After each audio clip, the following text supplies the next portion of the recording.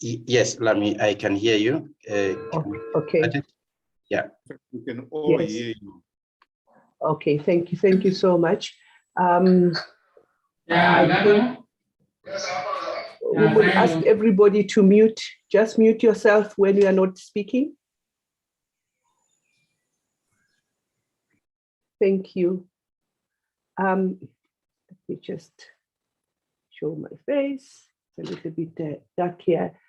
Good afternoon, good morning, wherever you're joining us from. I'll start the meeting while we wait for Professor George Odoru, who will lead us. We are co-moderating together. I would like to greet Professor Adipala, who is the host, but also greet everybody who's joining us and all protocol observed. This is a very important meeting that we are having, and we are having people that are joining us from all walks of life. What we'll ask you to do, I would like you to go to the chat box and just say hello and indicate where you are joining us from. I am joining you from Pretoria.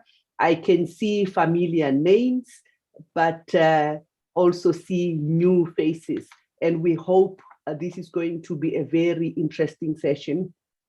I just want to indicate that we have interpretation.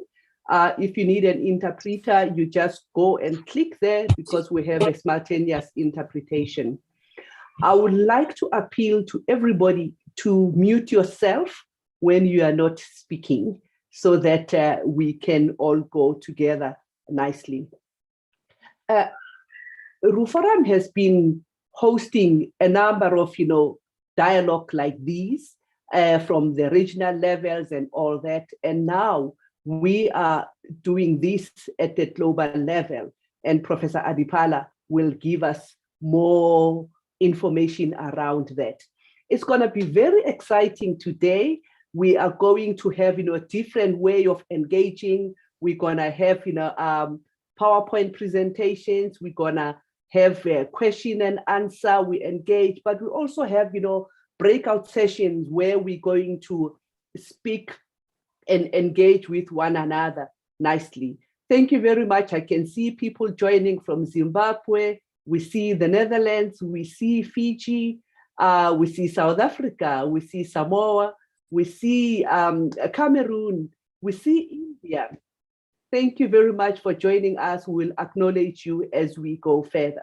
Ladies and gentlemen, without any waste of time, we would like to call upon, Professor Adipala, just to give us a background of the UN Systems Summit 2021, but also to officially welcome us. Professor Adipala. Thank you very much, our moderator from Pretoria, South Africa. Thank you all from the US, Latin America, the Far East, Africa, Europe. Thank you, welcome. This is indeed a global dialogue, and you can see one of the challenges of working in a global dialogue, we are dealing with different time zones. So, ladies and gentlemen, at the onset, I thank you very, very, very much for making time to join us in this dialogue. Secondly, I would like to really give a special welcome to our panelists who will be leading us in the various discussions. And then importantly, and not least, I would like really to give a special welcome to all the participants who are present. With those few remarks, allow me to share my screen and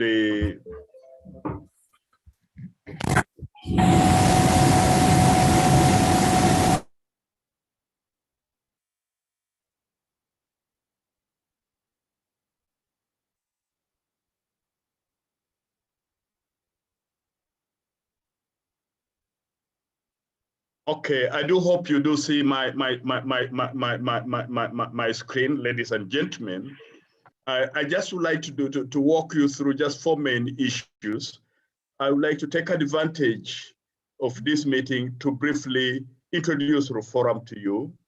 Then I would like to give a focus on what we are doing with this United Nations Food System Dialogue as this global community.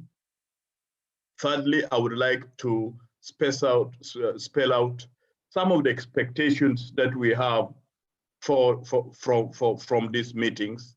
And then fourthly, just share a few thoughts with you. Ladies and gentlemen, as our moderator mentioned, RUFORUM is a network of universities in Africa that was founded in 2004 by vice chancellors with a focus to help bring African universities together so that we could work to build human capital development for the continent, so that we would work to conduct research and generate innovations to the continent, for the continent. But in those two aspects, we would not be able to do it alone. We would need to work with other partners for lesson learning, but also for quality assurance and for scaling out what we do. The fourth, an important part of what we do, we also promote networking and undertake advocacy, particularly for engagement of African universities in policy dialogue. And currently, ladies and and all of us, you know that we are in the process of this United Nations dialogue on food systems that will involve various actors, including policymakers. So as part of that, we are engaging our member universities to engage at national level with various stakeholders, to engage at sub-regional level in the continent, and also to engage in a global dialogue like what we are doing today, so that we could learn from you people. Importantly, ladies and gentlemen, we hope that collectively we would build on some key messages that we could communicate to our leaders at various levels, and hopefully also communicate this as part of the messages that would go to the United Nations Summit. Now let me focus on the United Nations Summit itself. Ladies and gentlemen, you are aware that globally, we are facing major challenges within the food systems.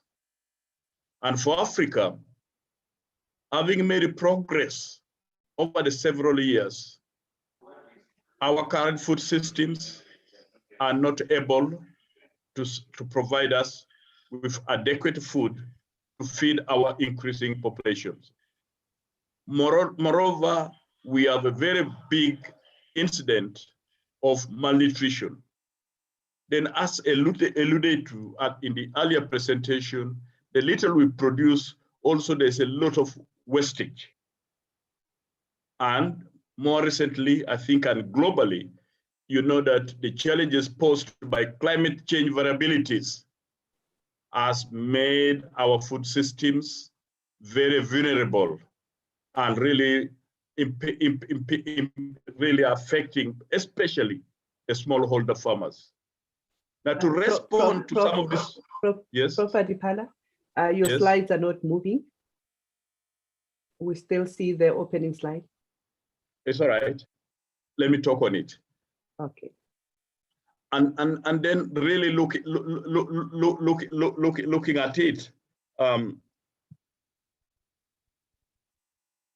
What is happening, therefore, is that the United Nations Secretary General, in consultation with member states, felt that there is a need for a global dialogue to review the current status of food systems, because this is a fundamental for achieving all the 17 Sustainable Development Goals. So part of the ongoing dialogue globally is try to seek for ideas to understand the systems and identify opportunities on how best we could work globally to strengthen the food systems.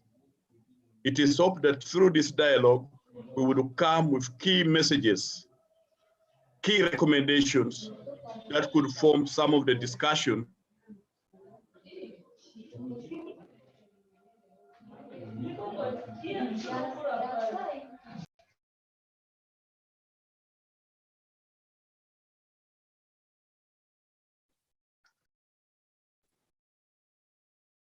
Prof, I can't hear you anymore.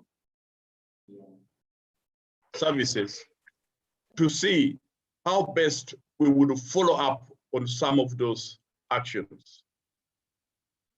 To help in the process, the United Nations Secretary General has created a champion to lead the discussion, that is Dr. Agnes Kalibata from AgriNatura. Secondly, they have also created a science committee to guide the operations. Thirdly, he has identified 5 action areas for which he is hoping that we would deliberate and come out with recommendations. To guide the dialogue, they have come up with 3 streams that can be followed by various stakeholders. 1, engagement at national level. The second, engagement at global level. And then the third, engagement of special interest groups like Forum, where we're engaging with various actors, dialogue with you, get your perspective, and hopefully you also hear from perspective of some of our universities so that we see where their cross learnings, what are some commonalities, what would be some of the key messages. So really our expectation in this dialogue is that we will lesson learn from each other, learn about what is happening in the different parts of the continent, so that would inform some of the recommendation we will be dealing with at various institutional level, at a country level, as research institutions, as universities, and as advisory service actors, so that our voices can also be heard during the United Nations deliberations. Ladies and gentlemen, I look forward to listening and learning from your perspective. Thank you very much for accepting to participate in this dialogue. Thank you so much, Professor Adipala, for welcoming us. Now that we are welcomed, we want to encourage you to participate. We'll be getting a lot of speakers. If you have a question, go to the chat box and ask some questions, and we promise you that we will some time to respond to that. I would like to call upon my colleague, Professor George Odoru, to take over with the facilitation of the next session. Prof, over to you. Thank you very much. And my apologies, I had connection problems, but I'm very happy that this forum has been created. And thank you very much, Professor Adipala. The next session in You are on mute, Prof. Hello. Prof, we can, yes, okay, we can hear you now. Hello. Oh, okay, Yes. Thank you. Yeah, very sorry for coming late. I had connection problems.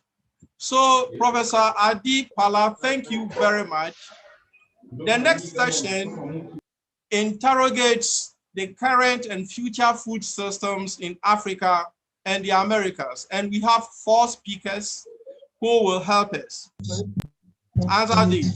The first speaker is Professor Tawana Kupe, the Vice Chancellor of the University of Pretoria, South Africa. He will be delivering a keynote on perspectives from Africa.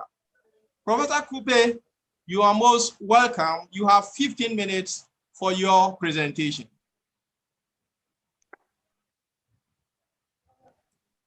Professor Kupe. Thank you, Professor Oduro. Thank you. Excellencies, allow me to congratulate Professor Adipala Ekwamo and the entire Rue Forum family for convening this global dialogue of higher education, research, and advisory services in the context of the Global UN Food System Summit.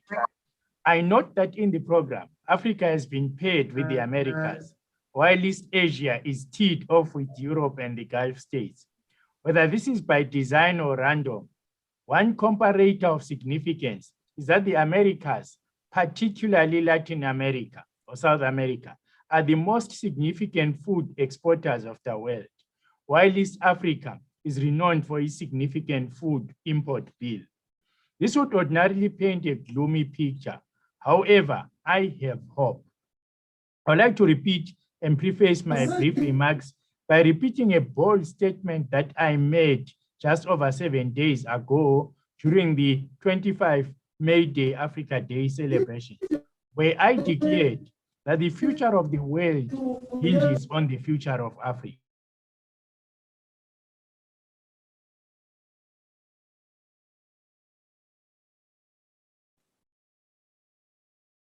Prof. Cooper, you are on mute.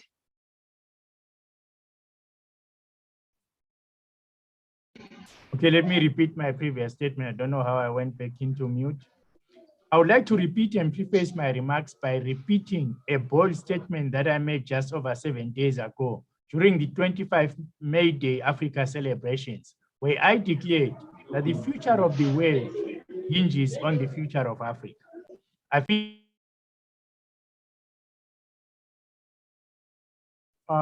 think there is a problem with the system.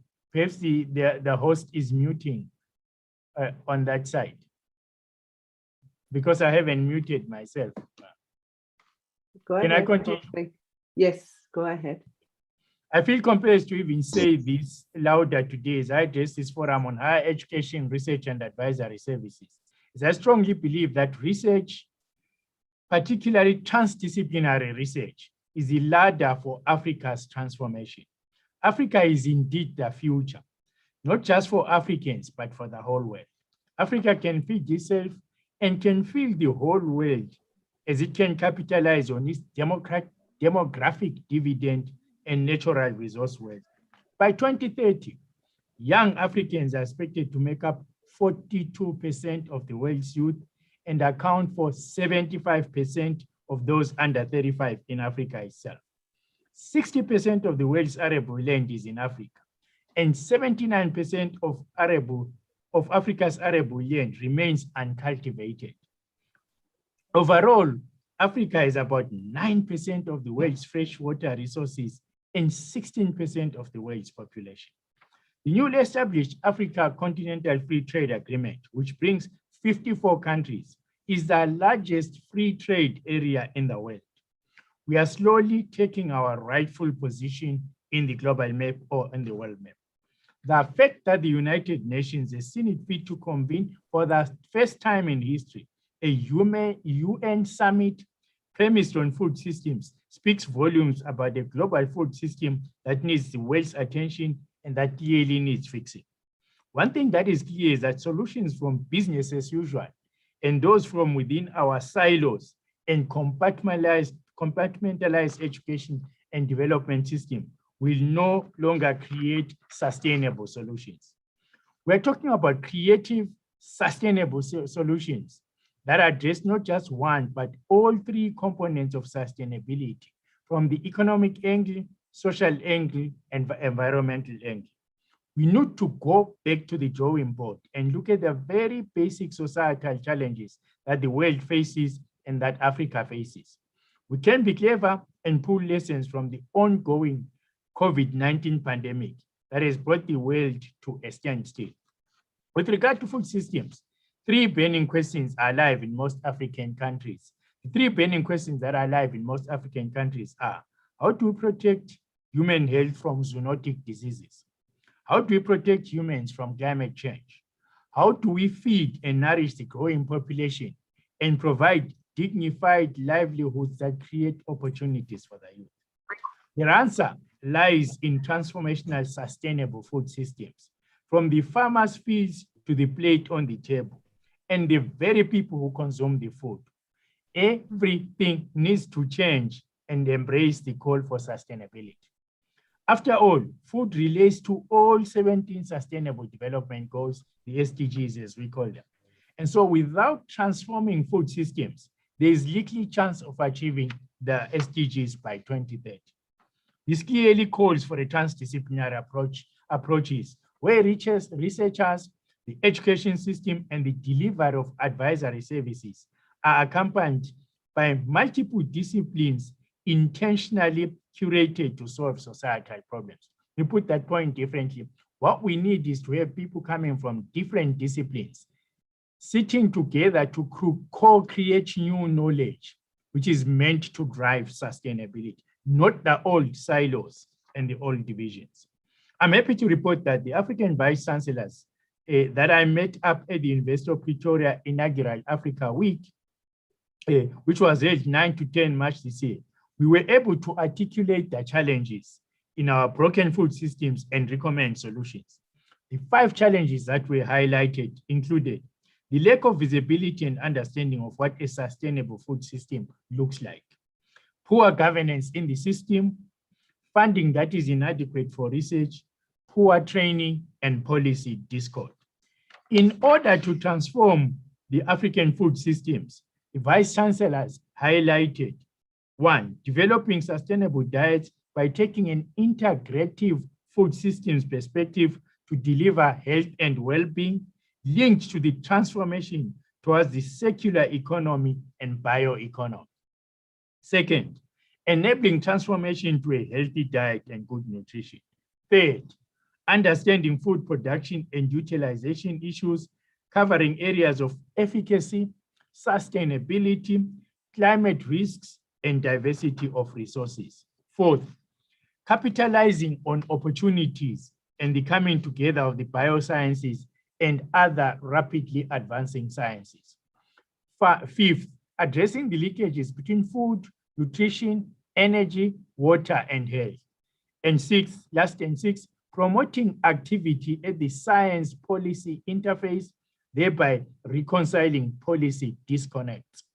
On the issue of policy, the Vice Chancellors took a deep dive to come up with the 4 things that must happen. First, we need to change from an inclusive focus of increasing agricultural supply in the context of population growth to working towards a radical transformation of food systems as a whole, so as to improve food security and nutrition and achieve Agenda 2030, the SDGs. Second, we need to change from viewing food systems and nutrition as a sectoral issue and view it as systems interconnected with other systems and sectors. In other words, a systems approach and design thinking must accompany what we do there. Third, we need to change from an exclusive focus on reducing hunger and undernutrition to focusing on hunger and malnutrition in all its forms in their complex relation to one another and to nature. Fourth, we need to focus on finding globally applicable food security and nutrition solutions to understanding our context specifics requiring diverse solutions. I'm happy to report that these recommendations were submitted to the UN Food Systems Summit Working Group, and are meant to understand that the message has already been incorporated into the various working groups.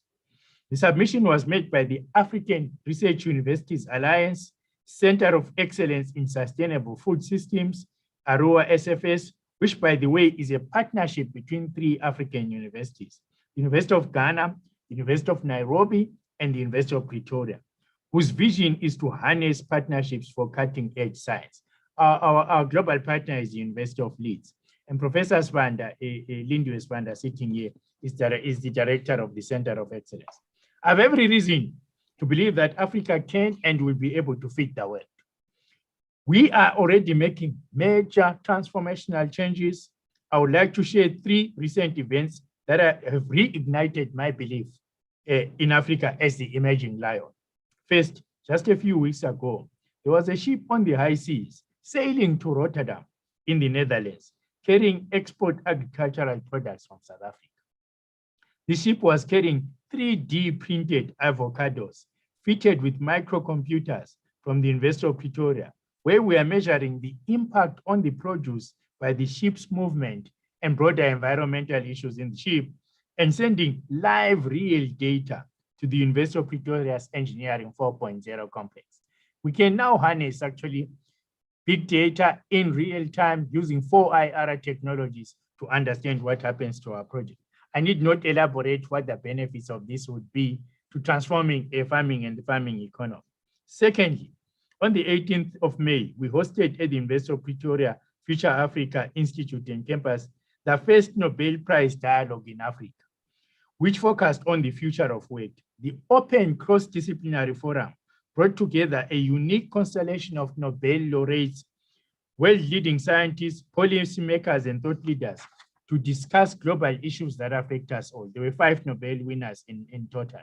The dialogue centered on 3 broad themes: the role of education and training, and how it is adapting to suit changing needs and patterns of work, our relationship with industry and employers, and how the nature of employment will change, and the social environmental impact of work.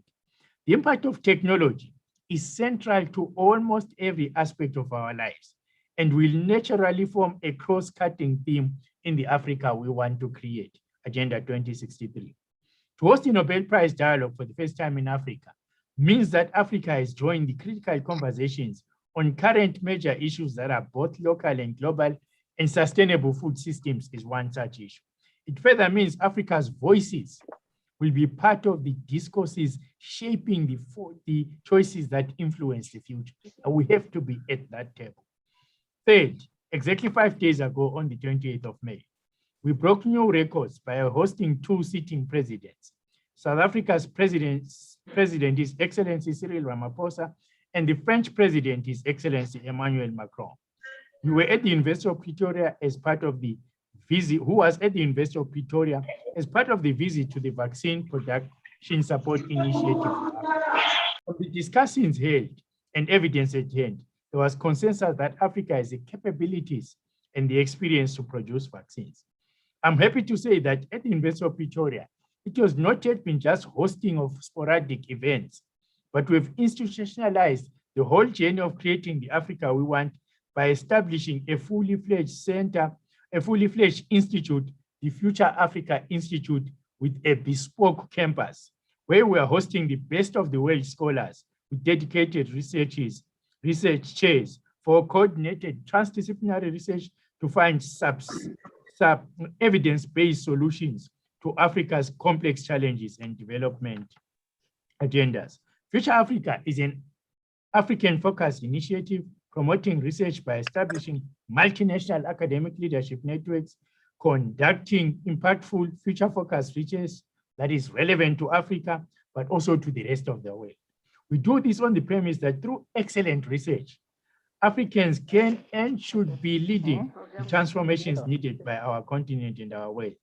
The center has a strong focus on capacity building and seeks to empower future leaders, both doctoral and postdoctoral students, to become cutting-edge researchers with transdisciplinary research capabilities in their DNA. UN Secretary General Antonio Guterres has raised the bar for us by hosting a science-led food system summit. We as universities should not be left behind. We're at a pivotal moment of elevating the food systems discourse and providing answers through innovative transdisciplinary research that automatically provides solutions that can be packaged for impactful advisory services and policy development. I want to stress that within our organizations, we need to understand and build the capabilities we need for the future, and re-examine and redesign the processes we use in running our organizations and delivering our service offerings. Our hard and soft infrastructure may need to be adapted, upgraded, or repurposed to support our reimagined strategic intent. All of this needs to be done through partnerships, leveraging technology, and in a way where transdisciplinarity and collaboration are embedded and hardwired by design into our core functions of research, education, and engagement. In this transformation, we are charting new territory. Its ultimate success will be determined by our ability to learn and share knowledge with each other, collectively seeking an iterative and ongoing cycle of renewal and resilience. As we go forward, we will maintain the momentum we have created. This gathering, the Global Dialogue of Higher Education, Research and Advisory Services Networks, and selected actors forms the basis of a powerful guiding coalition to collaborate and strengthen the partnerships we have formed. For us in Africa, all is this being done within the full recognition that Africans will need a mindset change to embrace the new way of doing business. We will need digital transformations. We will need innovation hubs. We will need partnerships that provide equity and shared value. These needs are entrenched into the African Union Charter, which details our aspirations for the Africa we want, which is to transform Africa into the global powerhouse of the future that aims to deliver on its goal for inclusive and sustainable development, including to feed ourselves. The journey has begun, and I have every hope in Africa as we curate our journey of transforming sustainable food systems and creating the future we want. We are making significant strides to make sure that Africa is a leader, and that the future of the world hinges on the future of Africa. We have exciting times ahead, and I urge you all to be part of the food systems transformation agenda and to be part of a relentless pursuit for a better world and for a better Africa. That is our calling. I thank you.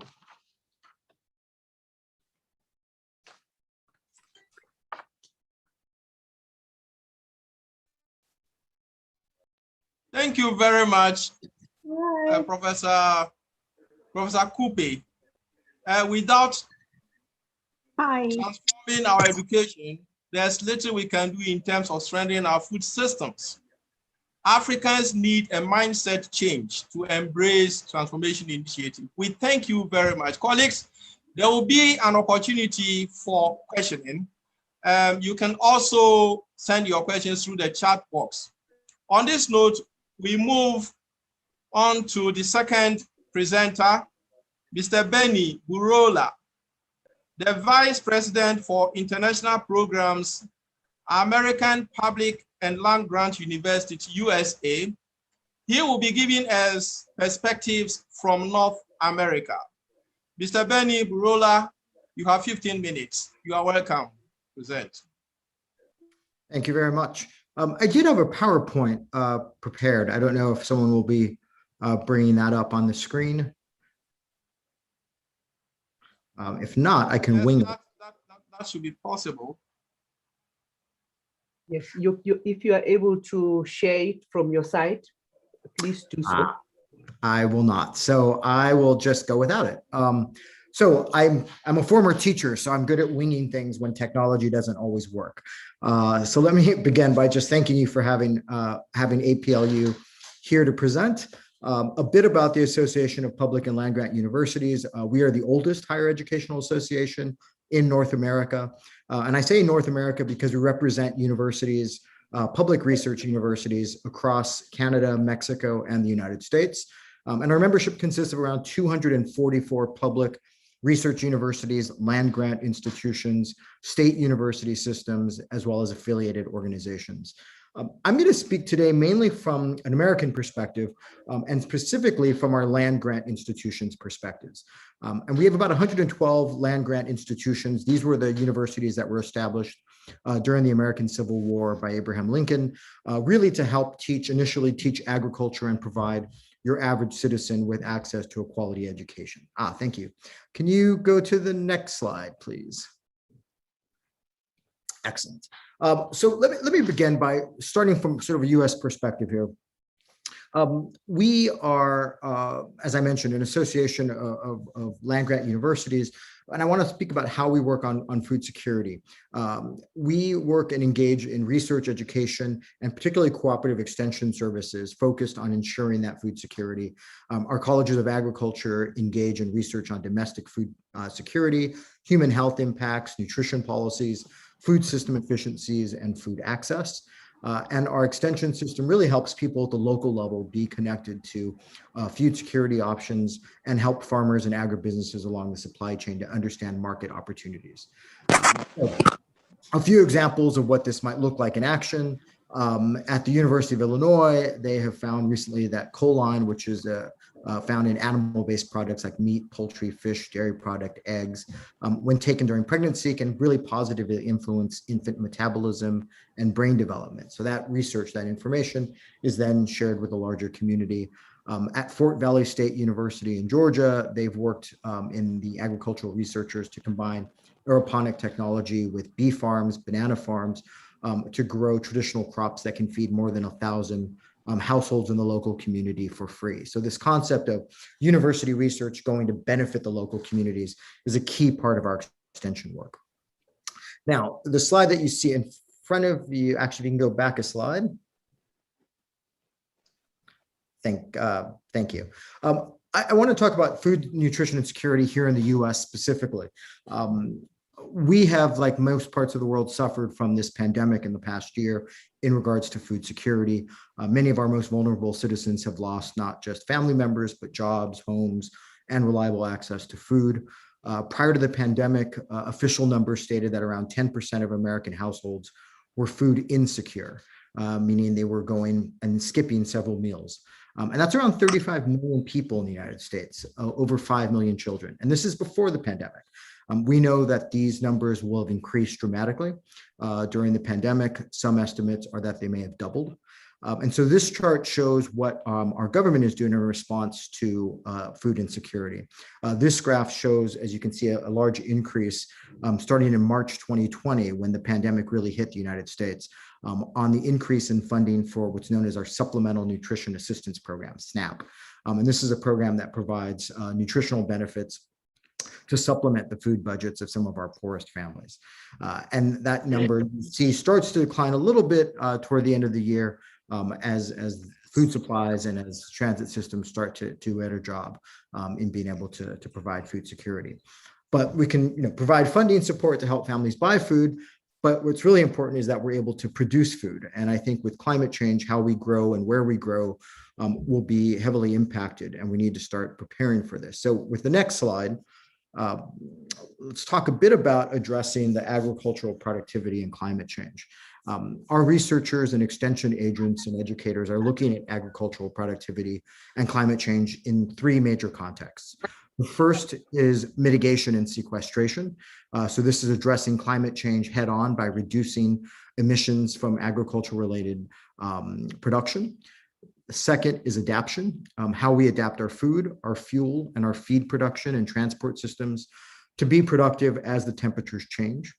And third is climate resilience, and that is our capacity to adapt or respond effectively to change in the face of extreme climate events.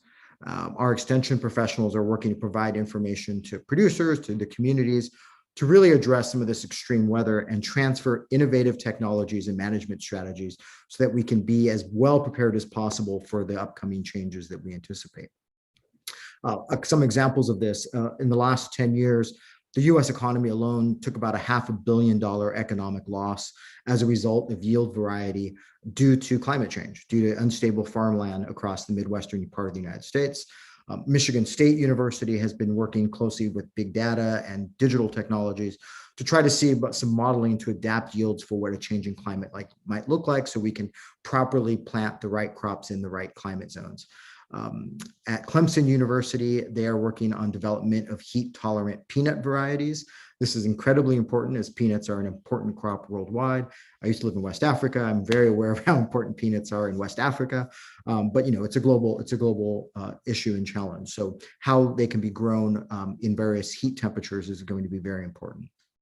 And another example, the University of Missouri is looking at 3D modeling of beef cattle to chart the DNA of traits that lead to successful beef production in different climate scenarios. Now, of course, beef cattle itself might be a reason why there's climate change, but assuming that we still want to have beef production, it'll be important to understand where that beef and that cattle can be raised successfully. So much more needs to be done. These are just a few examples that I wish to share. We're quite pleased that the new administration here in the United States is taking climate change seriously and putting more and more resources toward addressing this. Let's go to the next slide. Oh, actually, you're on the slide. Perfect. This is just to give you an extent of some of the 4 largest agricultural producers in the world: US, China, India, and Brazil. In the last 10 years, you can see that all but the United States has really increased their research and development when it comes to agricultural production. You can see especially China, which has dramatically increased its production, whereas the US has been somewhat flat. We are quite aware of this, and we are looking at some legislation that's currently in the US Congress that, if passed, will really close that gap and allow the US to be at close to the same levels you have in China in terms of research and development in agriculture. And this is a huge part of what we're looking at, in addition to how we can do a better job with international partnerships and capacity building around many of these mutual goals. And I think the Food System Summit action tracks are really going to be a great place to start. So let's move to the next slide. And speaking of those action tracks, I'm going to focus on 3 of these. Specifically tracks 1, 4, and 5. If we look at action track 1, which is to ensure access to safe and nutritious food for all by advancing our international food safety and supply chains, our universities have been quite involved in this through funding support from the USAID Feed the Future Innovation Labs. We have been working to develop solutions to advance some of this food safety. One example is at Purdue University at the Feed the Future Innovation Lab for Food Processing and Post-Harvest Handling. They've developed low-price grain storage bags that contain an ultrasonic device that's capable of monitoring insect activity inside the bags. So these hermetic plastic bags are really designed to kill the insects that cause post-harvest losses. The bags are now produced, by 7 companies. They're sold to 3 million farmers in 58 different countries and are used extensively to store many key crops such as beans, corn, sorghum, rice, coffee. And it's really an example of how research and innovation are helping lead to how we are able to better secure food. Action track number 4 is equity, which is a key focus for APLU member institutions. Looking at opportunities to build capacity and infrastructure. How can we cultivate global leaders, train scientists, and agribusiness professionals in global sector growth and development? The University of Maryland Eastern Shore is in the process right now of developing a center of excellence for global food security and defense, which will foster international partnerships that strengthen agricultural development in developing countries and really engage international researchers in addressing new and emerging animal and plant pest and disease, as well as agricultural disaster recovery. At Virginia Tech University, just south of me, the College of Agricultural and Life Sciences has a partnership with the Center of Excellence for Sustainable Agriculture and Agribusiness Management at Egerton University in Kenya. And this initiative, which is now in its 3rd year, brings about faculty fellows from Virginia Tech, Egerton University, Nelson Mandela African Institute of Science and Technology in Tanzania, University of Rwanda, and Gulu University in Uganda. And these collaborative virtual events are really helping fellows learn and apply principles of systems thinking, refining research pitches, and building these collaborative teams to pursue global funding initiatives for collaboration.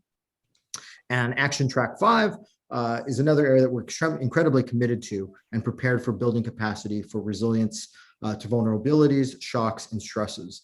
And I think as climate change continues, there will be many areas of work for us in this regard. Penn State University, one of our members, which has a very strong state-of-the-art entomology program, has been called in to assist with the development, for example, of a prediction model to battle against desert locust infestations. And they're partnering right now with African institutions, donors, the UN Food and Agriculture Organization, to quickly revolutionize how we detect locusts, how we can provide surveillance and treatment with the development through Plant Village software to help impacted countries control the damaging effects from these locusts. And so those are just some examples of how our member universities are responding to the UN action tracks. But if you can go to the next slide. I'd like to put in perspective. Someone is not on mute. I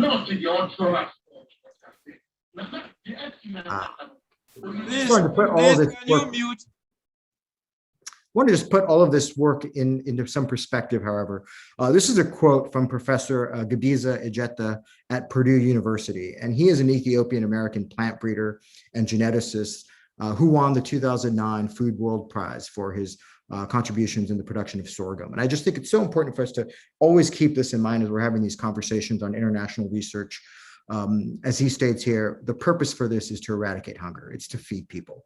And I think it's always important for us to keep that at the bottom, on the bottom, sort of as the foundation for all the work that we're doing. And next slide, please. Now, going forward, I want to just sort of provide 3 commitments here from APLU on what we're committed to doing moving forward. First is to reinforce the partnerships we have for advanced research capacity and international development.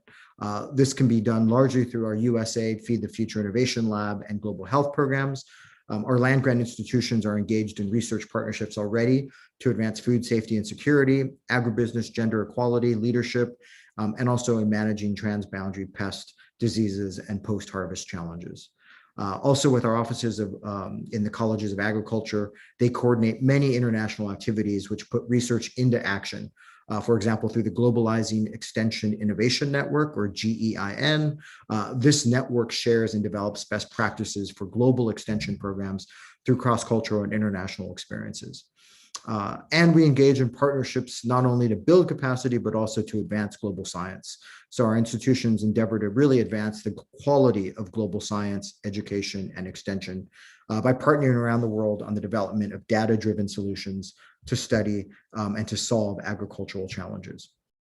And lastly, we seek to partner on student exchanges and increase capabilities for globally connected campuses. We really know that the outcome and successes of our endeavors in higher education exist only if we undertake really global engagement and build global communities. And here at APLU, in my Office of International Engagement, we recognize our member institutions that embrace an inclusive approach to global engagement, research, learning, and demonstrating impact. We know this pandemic has kept us physically apart, but in many ways, it has brought us closer together through these virtual platforms like we have today. But I know we all look forward to the day that we can again have exchanges and meet in person and have some quality exchanges, faculty and student. And final slide, in closing, I just wanted to share with you a recent report that APLU did and commissioned by USAID, specific to agricultural productivity in Africa. Again, next slide. Perfect. There is a hyperlink here on the PowerPoint that, of course, you can't actually access, but hopefully Reform can provide that on their website. It is the full document, the full report that will be available to anyone that would like to get a copy of this. So once again, thank you for permitting me to provide an American perspective, and thanks again, Reform, for our continued partnership.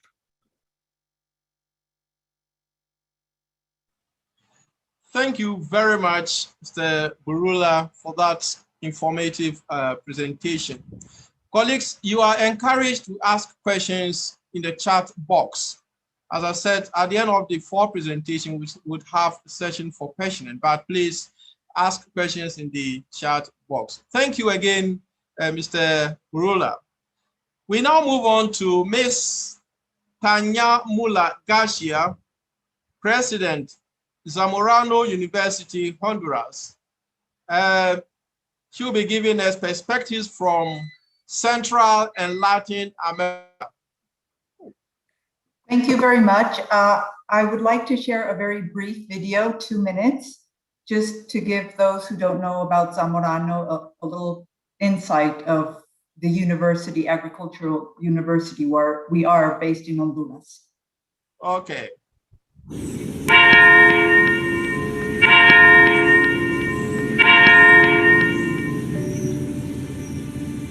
Even before the sun rises, students at Zamorano University are preparing for another day of academic challenges and hard work in the field. The inspiring story of over 10,000 acres dedicated to teaching and learning in the American tropics has been shining as a beacon of hope in Latin America for more than 75 years. Active and restless, these students learn to value a job well done. At Zamorano, students learn that a strong work ethic makes all the difference in life. They learn to love and appreciate the land as they discover its secrets in the field. They learn the scientific fundamentals of environmental conservation, agricultural production, food science technology, and responsible agribusiness and entrepreneurship. They are being nurtured as the guardians of our planet's sustainability. As the sun peaks over the mountains surrounding this valley, agriculture comes to life. Grains, vegetables, and fruit are cultivated, harvested, and prepared for market. Through 44 learning by doing modules, rigorous coursework, and a disciplined commitment to teamwork and excellence, young women and men are transformed into enterprising professionals. Zamorano graduates are recognized throughout Latin America for their leadership, initiative, and contributions to socioeconomic development. By constantly challenging our students for 4 years, 11 months each year, 6 days a week, Zamorano has cultivated leadership in generations of farm producers who lead by example. Their immersion in constant innovation and the culmination of their studies with a research thesis prepares them for the scientific challenges and opportunities of daily life. By living on campus and sharing this multicultural experience with students and faculty from diverse socioeconomic backgrounds of 23 nationalities, Zamorano graduates return to their own countries and communities with the confidence and awareness of knowledge, caring, and inspired global citizens. The sun will continue to rise over the mountains surrounding this valley, and Zamorano will continue to transform Latin American youth into successful entrepreneurs and leaders of change, innovation, and progress. Every Zamorano graduate forms a part of this beacon of hope.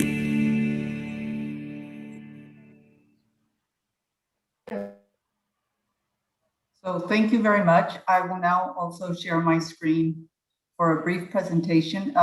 Thank you very much for the invitation. It is really an honor for me to be here today and be able to share a little bit of the trends and what is happening within the Latin American context.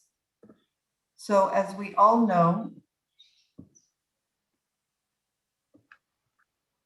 oh, sorry about that. So, just to give a little bit of context here,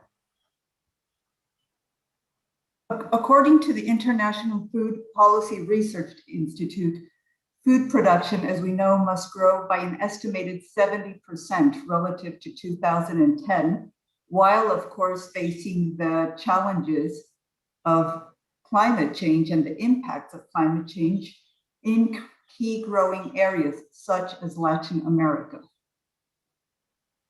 And then just to give you a little bit of context regarding Latin America, the region has more than 2 billion hectares, which encompasses 42 countries with a total estimated population of 646 million.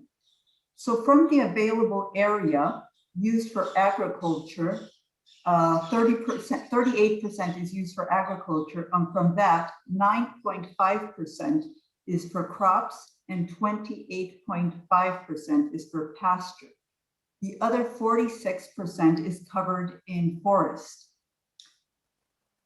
And obviously there is a huge, a third of the world's water is generated in the region. However, due to the enormous latitude range, the varied topography and the rich biodiversity, Latin America has one of the most diverse and complex range of farming systems in the world.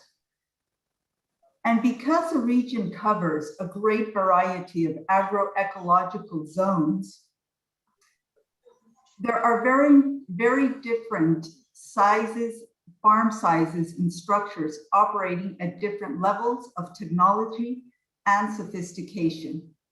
This makes agriculture in the region immensely diverse in terms of production systems, economic importance, and its contribution to income, employment, and trade. So the region's overall productive structure is highly diverse, as I mentioned. A capital and technology intensive corporate sector has successfully managed to integrate itself into the global agri-food markets. Alongside, they coexist with a broad socio-productive sector based on subsistence farming, non-farming rural activities, and landless rural populations that have been unable to participate in dynamic economic circuits. So between these two extremes, there is an intermediate sector that is able to connect to markets, but that continues to be extremely vulnerable to economic and political shocks, as well as to climate risk. So then, if we zoom in, Latin America as a region is an important net exporter of food and agricultural commodities, accounting for 16% of total global food and agricultural exports, and 4% of total food and agricultural imports. It will be important for the region to sustainably raise the agricultural productivity and output of small holdings, as it will be to boost the output of export powerhouses that we know of, such as Brazil and Argentina.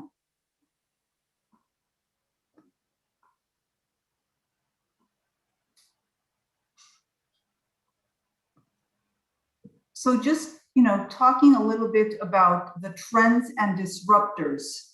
Oh, sorry. So as we know, Latin America will play a major role in ramping up food production of the land worldwide potentially suitable for sustainable expansion of cultivated area. About 28% is in Latin America of this arable or sustainable expansion, which is one of the largest in any of the regions, of course, with exception to Africa. So when we look at some trends and disruptors, trends, as we know, are long-term forces like population growth, income growth, and urbanizations. Trends will have a powerful effect on agriculture and food systems, but they are slow-moving and to a large extent predictable. So we believe government should be better equipped to address them. In contrast, disruptors are sudden forces, as we know, like technological breakthroughs, catastrophic weather events, global diseases and pandemics, as we have just, lived one of them, or radical shifts in government policies, which is something that is also very current or happening constantly in Latin America. So we know these disruptors can have large impacts on food systems and future market systems because they can occur rapidly and without warning. And it is important for us to be prepared to be more inclusive, sustainable, and resilient when we face these challenges. So just some quick examples I would like to present of innovations in Latin America from very different latitudes. The first one is Deep Agro in Argentina, which uses machine learning to recognize different weeds in crop growth processes, which represents savings from 30 to 70% in the use of agrochemicals. And obviously this has a lower impact in the environment. The second example is in Mexico called Ejido Verde, which was considered one of the 50 most innovative companies in Latin America in 2020. And its success has been because they have incorporated high-tech technology such as drones, but they have also integrated traditional indigenous Purépecha knowledge and communities regarding the reforestation and harvesting of pine resin. And their goal is to get 3,000 new family farms to adopt climate-smart farming practices while creating well-paid jobs with an impact on economic growth of the area, contributing to end poverty and reducing inequalities. So in conclusion, we believe, and based on a report from the FAO organization, e-agriculture is an emerging field for improving sustainable agriculture and food security in the region. As we know, weather information available through mobile phone helps farmers make better planting and pest management decisions. Better use of ICT can help farmers with better sales decisions, reducing waste, which is approximately 7% in Latin America. However, here is the challenge. Very few connectivity plans have actually been carried out to reduce the digital gap in Latin America. And this is where we feel we have an enormous area of opportunity for the future. Thank you very much. Thank you to Ms. Tanya Garcia Muller. Thank you very much for that presentation. Colleagues, you are still reminded that the chat box is there, and let's get your questions and contributions. As we move on to the last presentation in this session, we invite Professor Jose Zaglu, President, Global Consortium for Higher Education and Research in Agriculture. Prof, you are most welcome. You have 15 minutes for presentation. I'll take a few minutes that Tanya left me for me. She's a good colleague. Well, thank you so much, and good morning from here, from Costa Rica.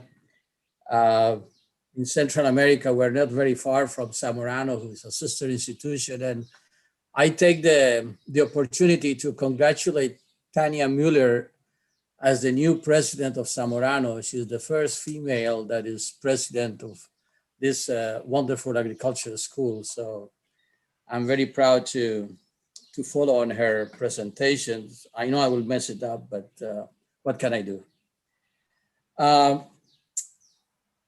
I'm sure that this dialogue that we are having today will enrich the message that RUForum can take to the United Nations Food Summit, especially regarding the role of academic institutions that can play on this subject. And I would like to say that my presentation is going to be basically about the Earth experience, Earth University experience, and also about what GECHERA, the Global Confederation of Associations of Universities of Higher Education in Agriculture and Research in Agriculture, that's the meaning of GECHERA, that is a consortium of 900 universities from all over the world, where RUForum, APLU, the AMEAs from Mexico, and many others are associated with us.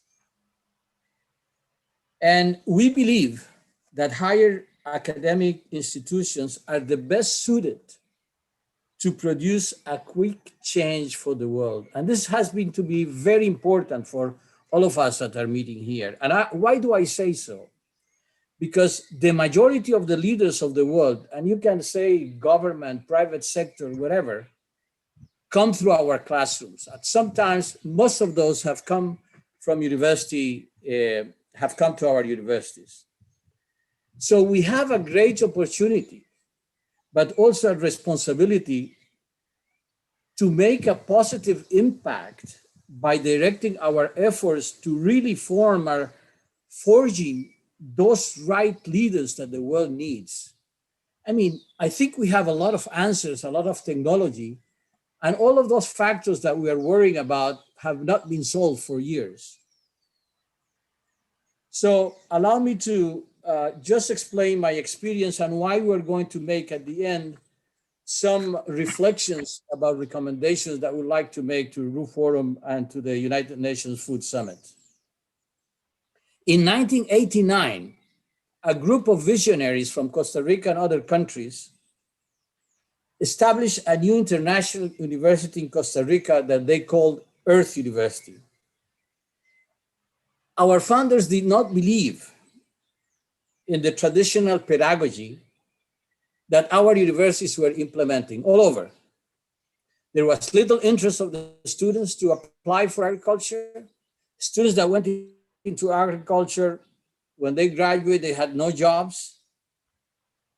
And we were not really preparing and attracting students to our profession. Agriculture was looked like a second or third choice for our youth. Well, I had the privilege to become the founding president of that new institution in 1989, and I was charged with the creation of an innovative educational model and academic curriculum that we were able to build over 30 years. And why did we start a new academic institution in agriculture if there were so many in Costa Rica? Well, our founders felt that they were not doing their jobs, that we're not preparing the professionals that the world required. And you know, this continues somehow to be true today. And we have to be very frank in how we are preparing the leaders of the future. The advantage that we had was that the founders challenged us to take risks, to break old paradigms, and to experiment with new methodologies that better prepare our graduates with the professional skills and the social and environmental sensibility. We wanted to create, to train students with an entrepreneurial mentality, but not business as usual. We wanted them to look not only at the financial returns of a business, but also at the social and environmental impact with ethics, with honesty, with respect. We didn't want business as usual. And we wanted them to be professionals that will have abilities to produce in a sustainable way, especially in a very fragile area where Earth was located. Earth was located in the middle of the rainforest of Costa Rica. And you know that the rainforest of the world is only 7% of the land surface, but we have between 50 and 80% of the biodiversity of the world. And these areas were completely being destroyed to produce in unsustainable way. I know it was a tremendous challenge, but it's extremely motivated. We had to prepare and get ready and train in how to do things in a different way. Well, we went on to this project, and let me tell you that 8 years later, after we started, we started a project funded by the Kellogg Foundation and the Norwegian government we called SEMSID, Sustainability, Education, and the Management of Change in the Tropics. We wanted to share the experience that we had for these 8 years and compare it with other universities to think about what others were thinking and how we as institutions were having different experience to educate the leaders of the future. So I must say that we had 5 events, and these events we started at the Salzburg seminar in Austria. And then we had an event for 5 years in 4 continents. And we continue from the Salzburg seminar until the last one in Oslo. And we had participants from Africa, you know, a lot of African institutions, from Asia, from Latin America, from the States, from the land-grant universities. And what's interesting, and I would like all of us to reflect on this, the common conclusion that participating universities, and especially the faculty and the young faculty, they were not happy with the traditional system, but they felt that they could not change the bureaucracy, the tradition, and the culture of the universities were difficult to change. Some of them said, I don't know what's more difficult to change, religion or education. Well, we're still debating which one is more difficult. So parallel to this effort with SEMSIT, GECHERA, this other organization, the Global Confederation of Higher Education, Research and Agriculture, was Valida. founded in Poland in the year 2000. Can you give the whatever to Mr. Sorry? GECHERA started in 2000 with universities from Europe, countries from the old Soviet Union, and universities from the United States. And again, the Kellogg Foundation was also the founding, that we provide the funding for this project. And guess what? What GECHERA found out from this meeting is that, again, we lack innovation, we lack a lot of the things that we needed to prepare the graduates that we needed. And then in 1998,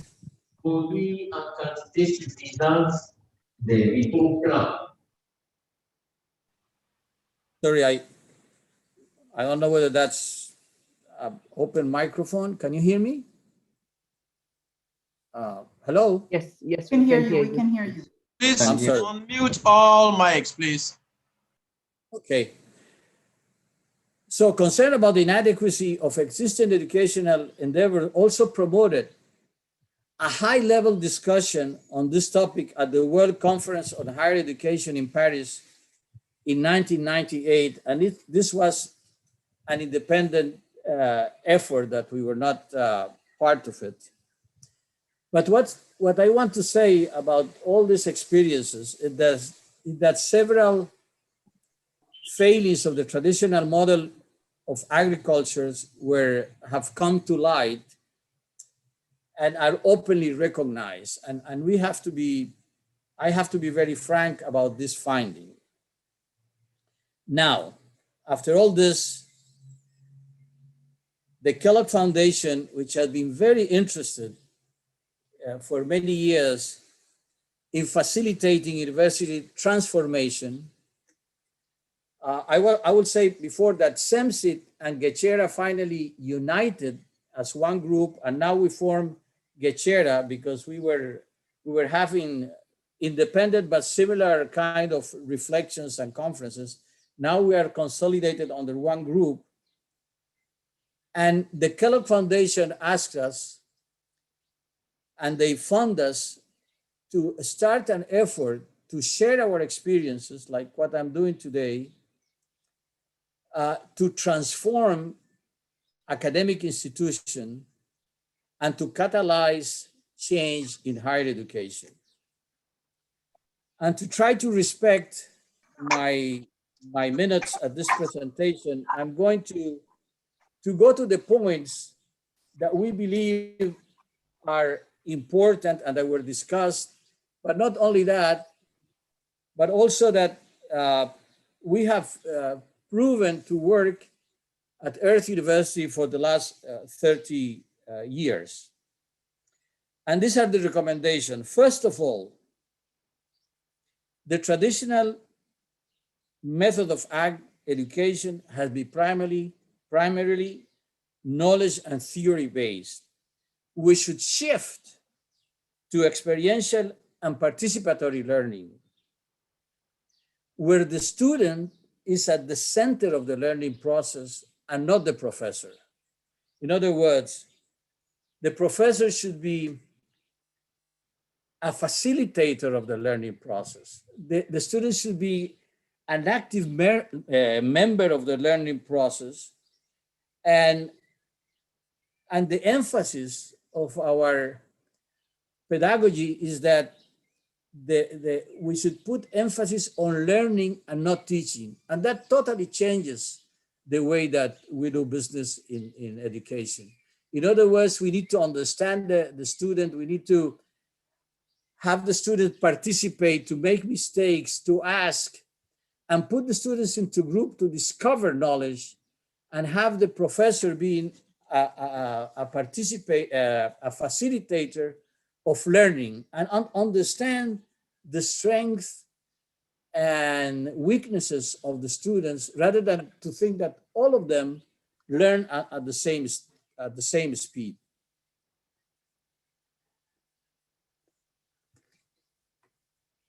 The second one is that universities should seek innovation, cutting edge technology, in order to attract students and get them interested, but also to transform agriculture in a way that is technically and scientifically viable. And I'll give you examples. From the simple ones, and someone talked before about the impact of livestock in global warming, but we were able at Earth University to transform and to process the manure from the dairy farm, converted into fertilizer, and the biogas, which is methane, pipe it through a way so that you can use it and then burn it, which is to CO2, to produce energy for small farmers to not use electricity or other fuel, fossil energy, but rather use that biogas that comes from, you could have 2 animals or 3 and harvest the waste and process it and incorporate it into the soil, and the biogas turn it into energy for cooking, for whatever you need in the household. But most importantly, we are also working in high technology where we are breaking the molecule of water with solar energy, with wind energy, and with hydroelectric energy, and break the molecule into hydrogen and oxygen, and utilize the hydrogen as with fuel cells for vehicles to move with electric cars. So we produce hydrogen and pure oxygen, which is so needed now. But then when the hydrogen mixes with the oxygen from the air to produce the electricity to move the car, what the waste is vapor or water. So we can even recycle the whole thing. And this has given us the opportunity to think about decarbonization of the country and using energy without utilizing fossil fuels. Another example that got students and people very interested was, we were the first one to have a research in space. What happened is that there is a disease that's called Chagas disease, that it's a bacteria that is present, especially it's called in the poor housing in Latin America, where it's transmitted by a bug that sucks blood out of of people when they're sleeping. It's called the poor man's disease. A lot of people die of this disease. It's incurable. And then it injects a parasite into your blood, and there is no cure for it. So what we did was to extract the enzyme, an enzyme of the parasite, send it to space in 0 gravity. And when you crystallize the protein in the space, you have perfect protein, and you can find extract from the rainforest that blocks that enzyme and kills the parasite.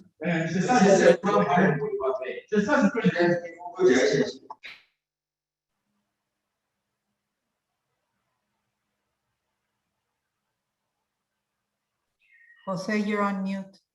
Jose, you're on mute.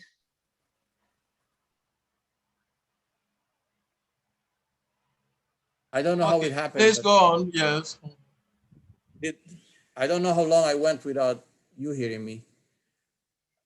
I was saying that this kind of experiment that encourages students to want to study agriculture and to know that with high technology we can change many things in the world. So it's important that we also involve students in research even as undergraduates.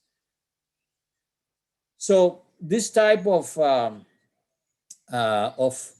participatory science and technology with the students really have the students really excited and wanted to learn more. The other thing that we found, the third aspect, was internship for students. We sent all of our students go for a semester outside the university. They go and work for 1 semester in a private company all over the world, especially not in their countries. And we have students from 40 countries.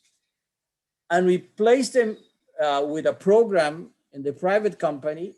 They are totally outside the university, and they have to do both work in the company and do a community work wherever they are.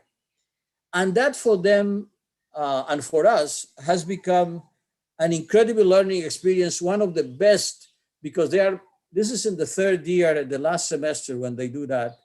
And they feel that they can apply the knowledge or learn what are their weaknesses. So when they come back for the 4th year, they can also take courses to strengthen areas that they are weak. But what's important is that they are faced with real life experience outside the university. And we have the students spend time in the community during the 4 years that they are at Earth, and at least they spend 1 day per week in the community. So we go to the community and try to understand their challenges. We learn from the farmers.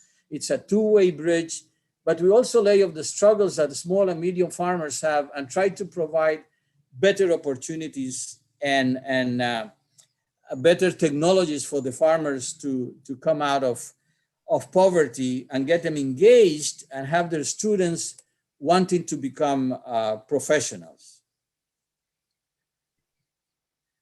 Prof, sorry, you have about 3 minutes more to go. Well, I'll take 5. Finally, no, I have 2 more things today, things to talk about, is that in all what we do, we have to insist in the values of honesty, ethics, leadership. And this is not only taught in class, it's taught by example. So we as faculty, as administrators, have to be role model for the students. So when they go out, they really care for society, they really care to give back, and they really care for the social and the environmental implications. And finally, since I have 10 minutes, I will, last but not least, is how do we give opportunities for students, especially from economically disadvantaged areas that come to our universities? We don't. We give them an exam usually. The exam, usually the people that are able to pass that exam are people from better off, that are in better schools.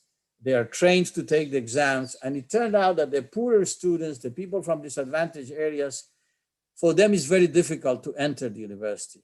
So we have not we don't depend on an entrance exam, but on interviews.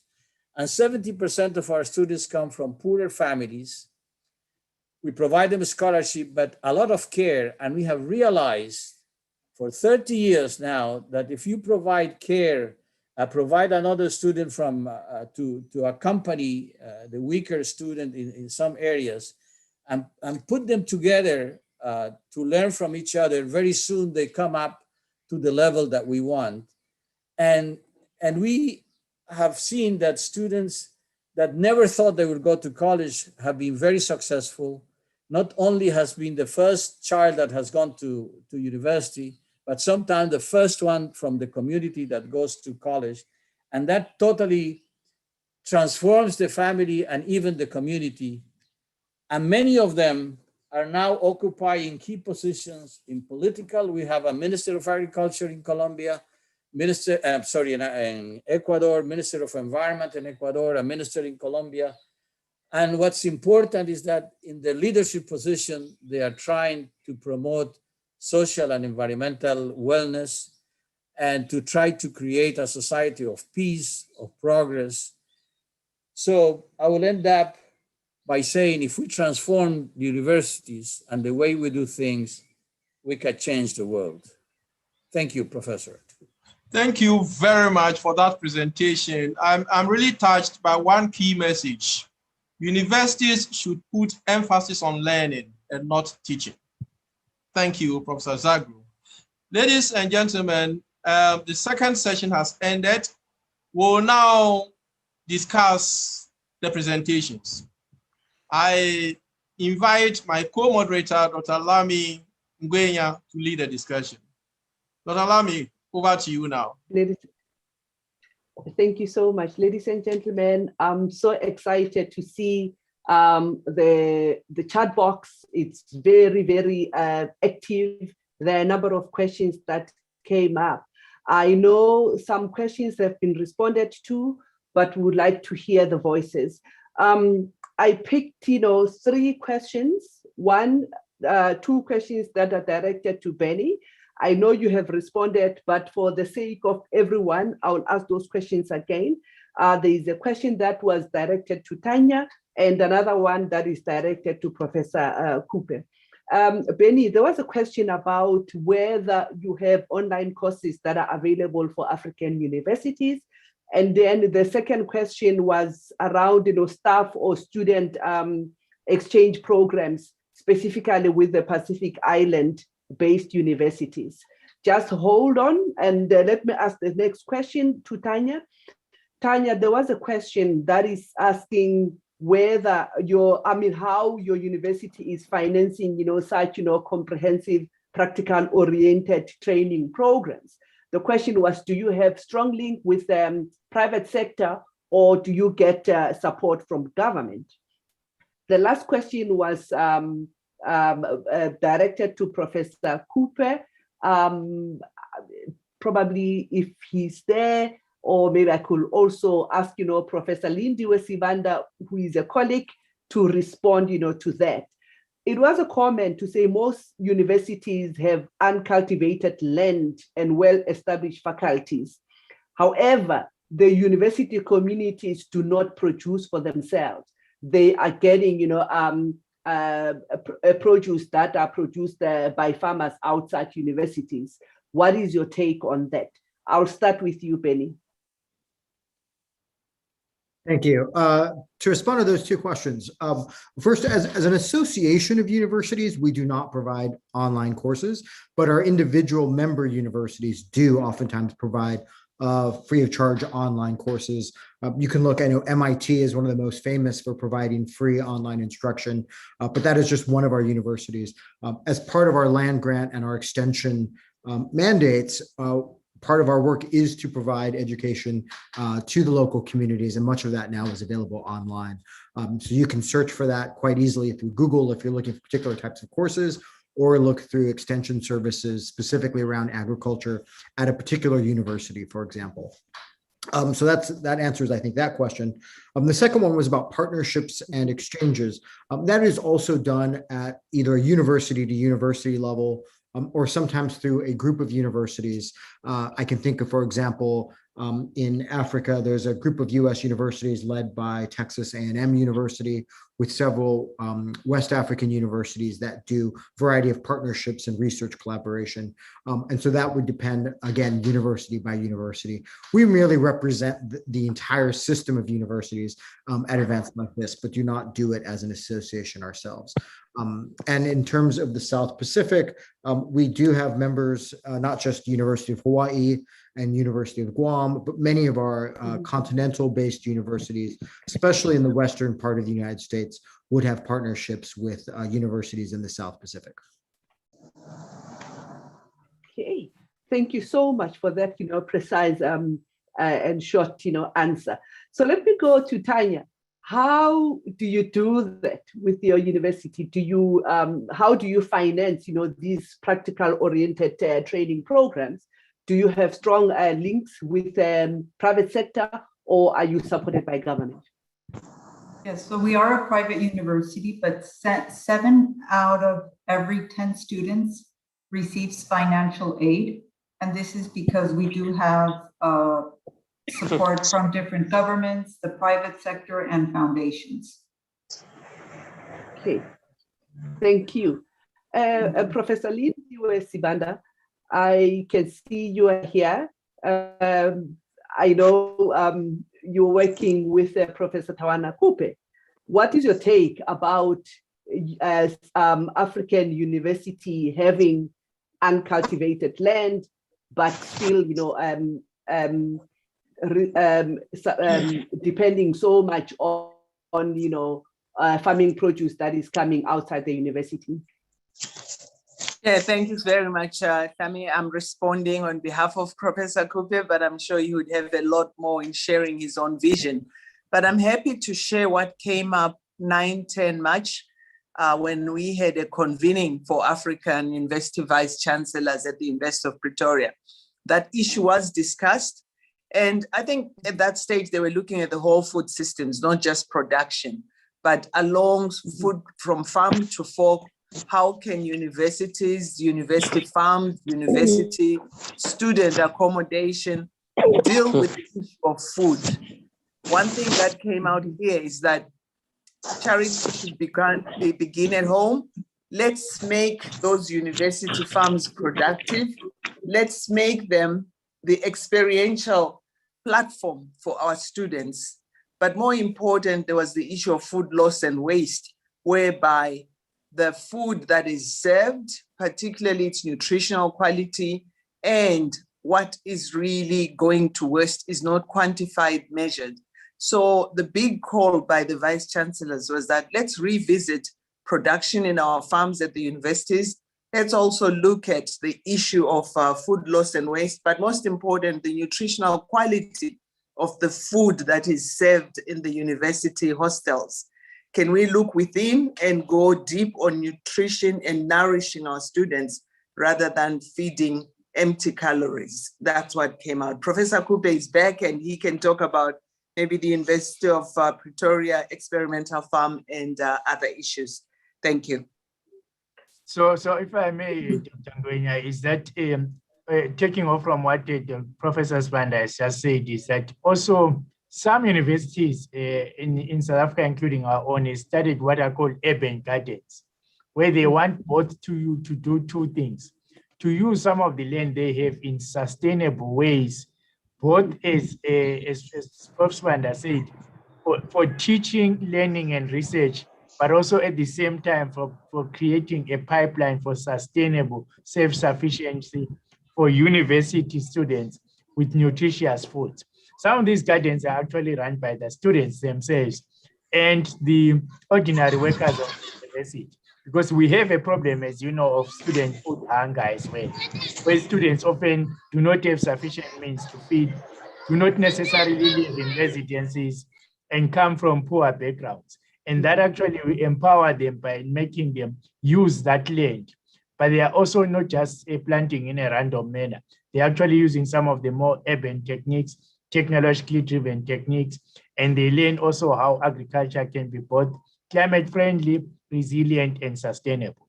So I think there is a growing movement around universities, not just in South Africa, globally, for students actually to demonstrate sustainability by being involved in self-sufficiency and also learning how where food comes from.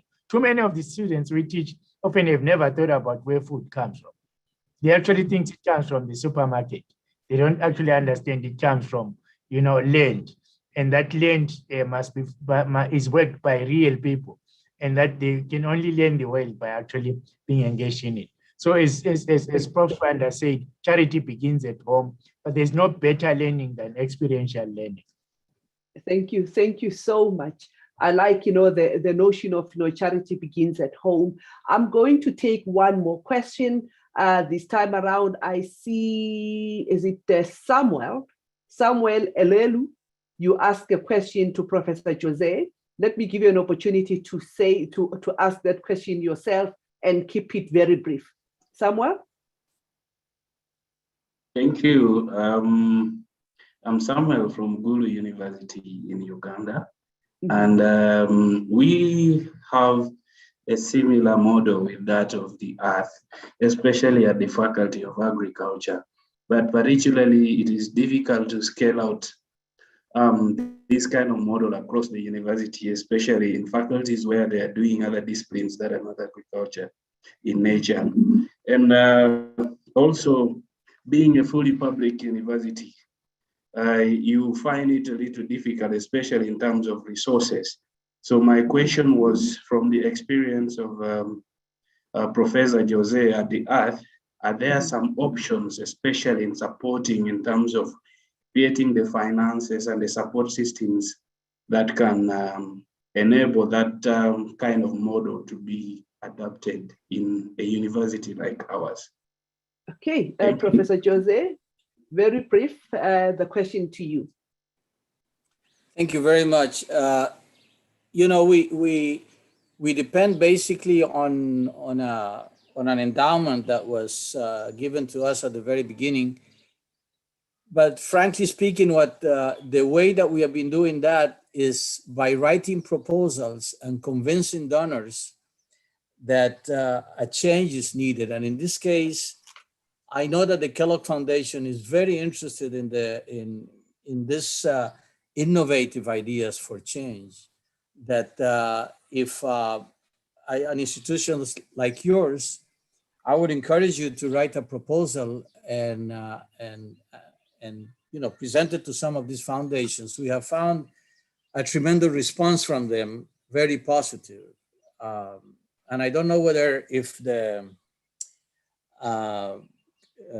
moderator will let me talk a second about food production on campus. Yes, in less than 30 seconds, you can go ahead. I think I talk too much, right?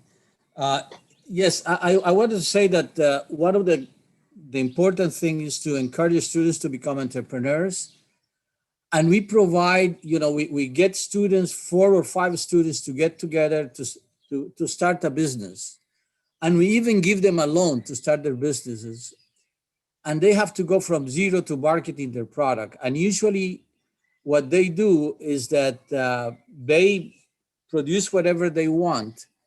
And they have been able to supply, because we all live on campus, the food that we need for the campus. And 2/3 of the net income goes for them and 1/3 for a revolving fund. And I would encourage universities to try to do that, because at the beginning, our faculty thought that we would lose the money by giving the loan to the students, but they become much more skillful than ourselves. But they go out with a mentality of becoming job creators rather than job seekers. So they provide food for the university, but at the same time, they become entrepreneurs. And this is a great way to get them into that mentality. Thank you. Thank you so much. Sylvia, I can see you are really, really enjoying the session. Thank you. You are saying, you know, this is very informative and you are enjoying it. We are not there yet. We are going to go to the next, you know, session, which will also be moderated by my colleague, you know, Dr. Oduro. Don't go anywhere. We still have a lot to learn. You know, Prof. Oduro, over to you to facilitate the next session. Thank you very much, Lami. As Lami has said, we move on to the next session. Here we'll be getting perspectives from Europe, Gulf states, and Asia. And we invite Professor Arthur Moy, Vice Rector, Wageningen University and Research, Netherlands, to give us perspectives from Europe. Prof, you are welcome. Over to you. 15 minutes, please.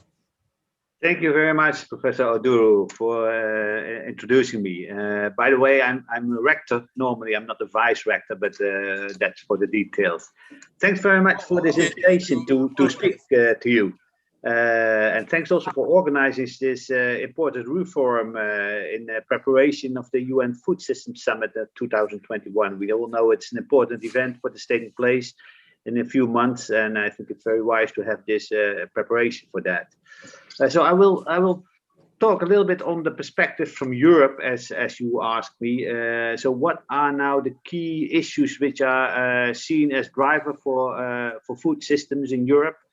And basically also that are, of course, the topics which we are doing research and education on. And basically, we focus on three main drivers if we look at food system development in Europe. I think really on top of all is a sustainable food system. So sustainability has... Oh, there's a very, very large echo. Felicia, please unmute your mic. Yeah, I was unmuted. So I'm now again unmuted. I hope it will work now. Okay, I'll just continue. Yeah, it's working now, yeah. Okay, thanks a lot. So sustainability is, I think, basically the main driver of any development at the moment in food systems in Europe. And that, of course, includes anything that has to do with greenhouse gas emissions, nitrogen, especially the overproduction of nitrogen and having effects on biodiversity. Water issues are clearly there, pesticides, of course, packaging, and especially microplastics recently are becoming important, biodiversity issues, etc., etc. Let me just focus on a few more topical issues which are under this umbrella of sustainability of food systems. One is clearly what we call the protein transition. So the movement and research which comes along with that, and also developments in practice of moving from a very monodisciplinary protein base, so to say, so animal protein base, to a much diverse set of proteins which are being used in both in the production of proteins, but also in the consumption in diets of consumers in Europe. So that stands really out. And with that, of course, greenhouse gas emissions are very important. Circular food systems, I think, are a second topic under sustainability. And not so much that all the food systems should become circular on a very local level, but basically looking at circularity on different kind of scales, so to say, so from local up to global also. But how can we improve the sustainability of that circularity? I think food waste is part of that, and that has been also discussed in your former session. So that also is very important in Europe also. It's a little bit more at the consumption end than at the production upfront, so to say. So especially food waste with consumers, also with the retail sector is very important. And the last topic under sustainability is the whole debate under what we call land sparing versus land sharing. So if we have, especially in Europe, a shortage of land, and we want to produce food, but at the same time also maintain biodiversity, should we share that land between food production and biodiversity conservation? So have both functions in one plot, so to say, or should we indeed spare the land as much as we can for biodiversity, nature conservation, and do the food production as intensive as possible at a small acreage? The second driver is what we could call healthy diets. That's a main line of also driving the food system development. That, of course, includes food safety, especially more recently. Issues of One Health are very important. So combining animal health with plant health and ecosystem health. But also, of course, zoonotics are key in that and very topical at the moment. But also issues like how healthy are our biological food production systems versus organic ones, versus natural ones, versus local produced food, versus what we could call just the normal food systems. And I think the third main driver in food systems is really food security. Although food security is less an issue in Europe, we see that globally it's still a major issue. And for that reason, as we are all interconnected, it also plays very much a role in both research but also actions of companies, for instance, in Europe. And I think especially what we call the 3 C's are key in that. So the role of climate, conflicts, and COVID in food security are now high on the research agenda within our universities. And also under that is, of course, the issue of malnutrition under food security, obesity, as well as really undernutrition. I don't watch the time, but if I have still a few minutes, I want to identify 4 other cross-cutting topics which are very important, and then I'll stop. You have about 5 minutes. 5 minutes. Okay, then I'll do that. Thanks very much, Prof. So there are 4 cross-cutting topics which also play a major role in food system development, and especially within the universities which do research on that. And that is, of course, the first, everything which has to do with digitalization. So the new digital societies, the main development in ICT, in all kinds of new devices, etc., play a major role in food systems. For instance, in the possibilities of monitoring and sensing, both in terms of the production processes, what we can do there, so much closer monitoring and sensing what is happening there, how we can use much more efficiently all the inputs like pesticides or fertilizers or seeds, etc., as well as also at the side of the products. So sensing and monitoring the quality of the products, etc. Also related to digitalization is robotization, of course. Robotization is a major topic at the moment in food production in Europe, especially because a lot of people are moving out of primary agriculture production and robots are moving in.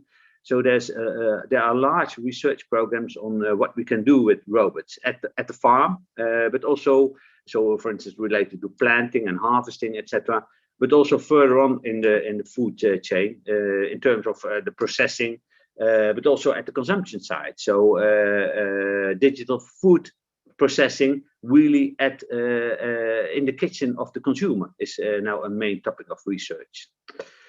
A second cost-cutting issue is everything which has to do with transparency of food chains. So the labeling, certification issue, authenticity of food products, or where do they come from? Are food really promising where they come from and what is in it?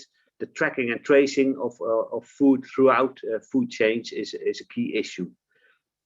A third cost-cutting topic is everything what's happening beyond food, so to say, of our food production system.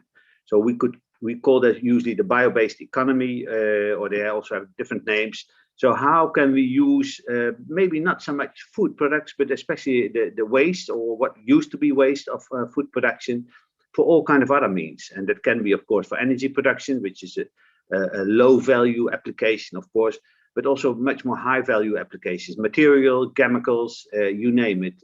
And increasingly, of course, that also eats into the food products itself.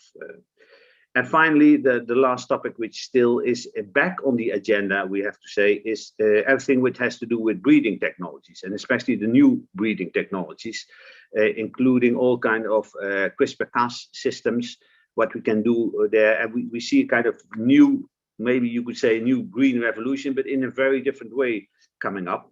And also going back in that sense to the old genes, so to say. So there's a lot of research to all races of all kinds of food products and try to conserve them and analyze them in terms of their gene composition and see what kind of functions the different genes have and combine that with phenotyping, for instance. So that's also a new main research line.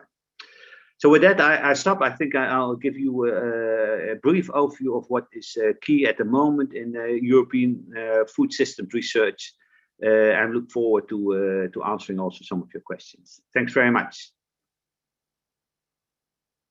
Thank you very much, Professor Arthur Moy, Wageningen University Research. We appreciate your presentation. Ladies and gentlemen, you are still reminded that you can make use of the chat box, your lessons, for your questions. Thank you.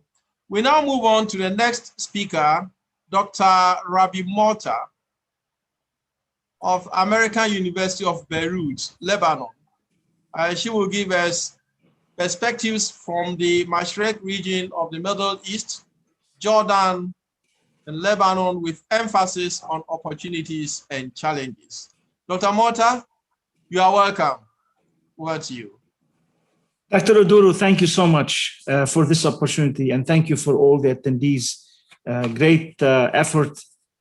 I don't want to take time to really, but this is wonderful opportunity to prepare for the upcoming food summit. I will be focusing on the revitalization of the agri-food sector in the Mashriq region, as Dr. Udo mentioned, with focus on Iraq, Jordan, and Lebanon, and mapping challenges and opportunity. But in particular, I will be looking at a very unique angle, which we haven't looked at in the past, at least for this region, which is the role of digital technologies. Digital in its inclusive form, in soft and hard, and with all of the recent development in data availability, big data modeling tools. This is an area that we explored. I'd like to acknowledge the study that AUB was part of, was leading with the World Bank Group, with the United Nations Economic and Social Economic Commission for Western Asia, known as UNESCO, with FAO and the Center for Mediterranean Integration, with a lot of partners from Iraq, Jordan, and Lebanon, from the government, as well from academia. The sustainable development for agri-food sector is very important for food security, job creation, expanded export, and social stability and inclusion in the Mashriq countries. Now, I'm going to bring in a very unique dimension, because this region has been a turmoil of a lot of unrest, whether it's in Lebanon, whether it's in Iraq, and the ag sector is the one has been the victim in many of these cases. So it's a very unique dimension. With all of these opportunities that this sector has to offer, there are some challenges, and I'll mention those very briefly. Looking at the environmental term, agricultural production is constrained by water scarcity. This is a region that is very, very water scarce. Iraq has a little bit more water availability than Jordan and Lebanon. However, in general, we are dealing with a water scarce and the inefficient use of natural resources. The other dimension is population. This is a heavy populated region.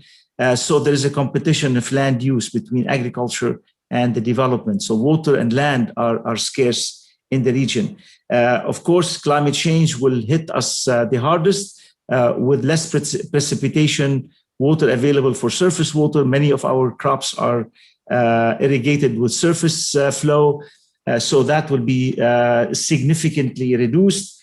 Plus the groundwater recharge will impact the production, let alone the temperature and evapotranspiration increase. So climate is not in our favor when it comes to food security.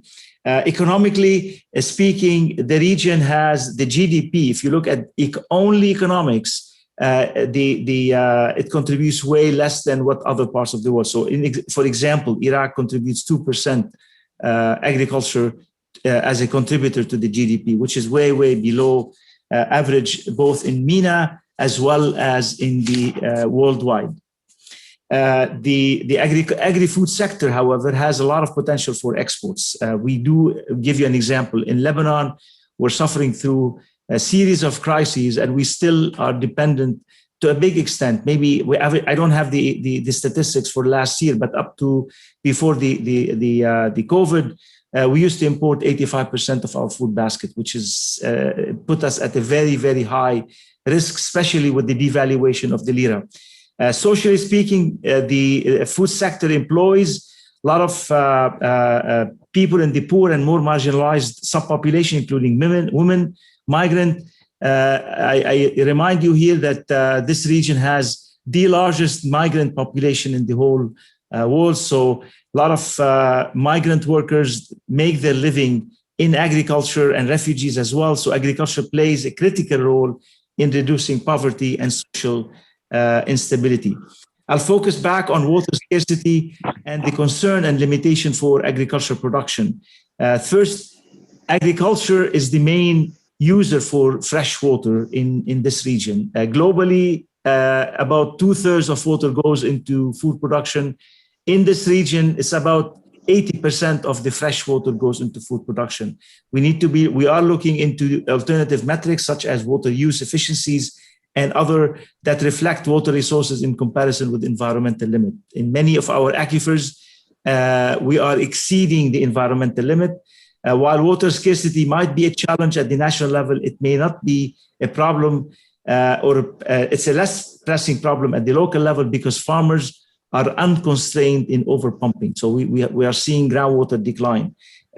So some of the challenges as well that are cross-cutting for the entire region are water scarcity, inefficient water use, inefficient use of scarce land resources. Agriculture is very much fragmented and semi-subsidies. And so you got a lot of subsistence farming, weak public and private capacity for knowledge and extension. This is something that is very much, we are very much in need for a public extension service that supports these farmers' input and output markets. So we have underdeveloped markets, underdeveloped land markets.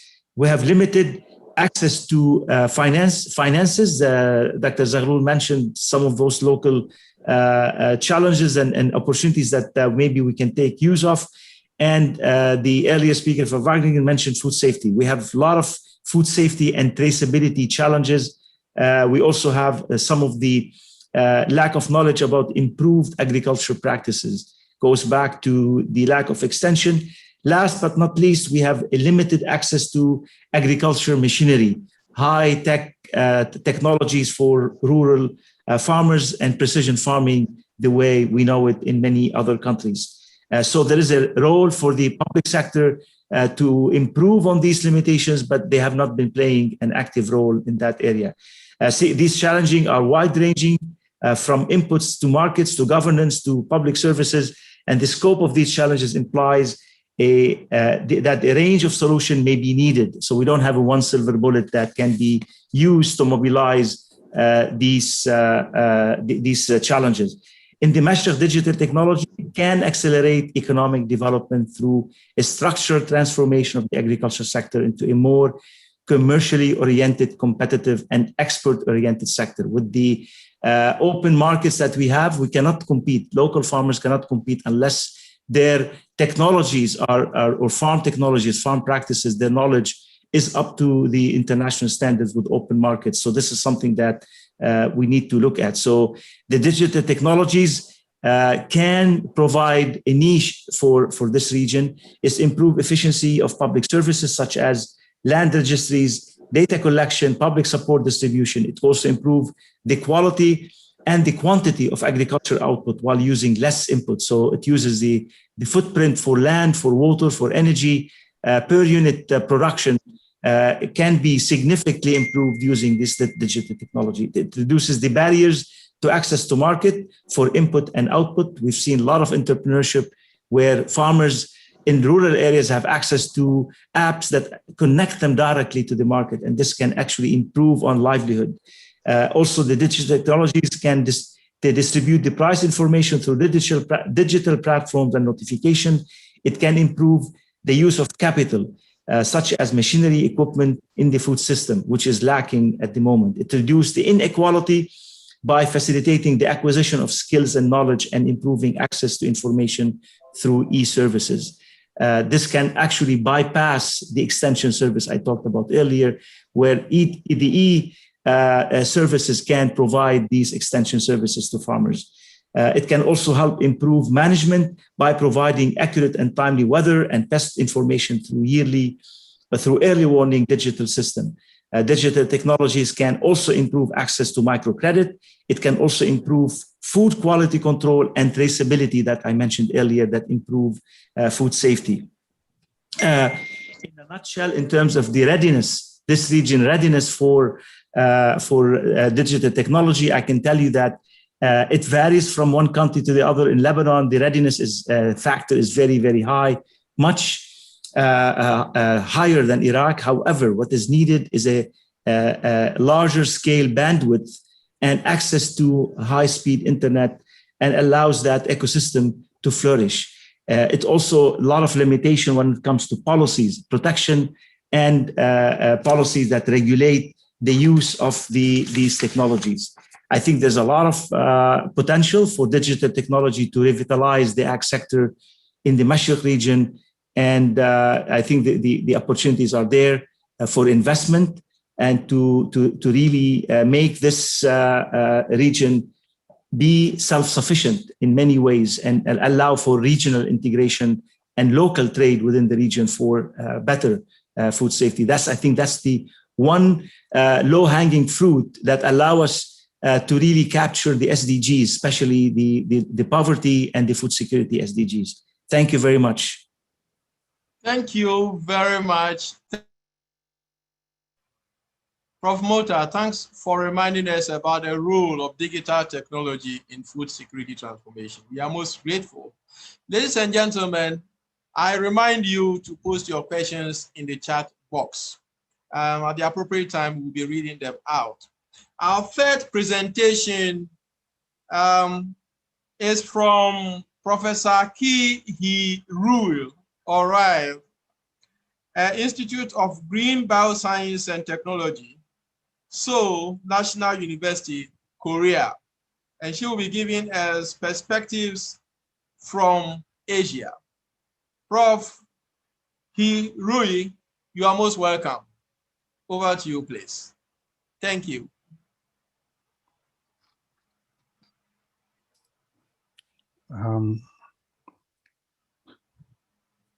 Francis,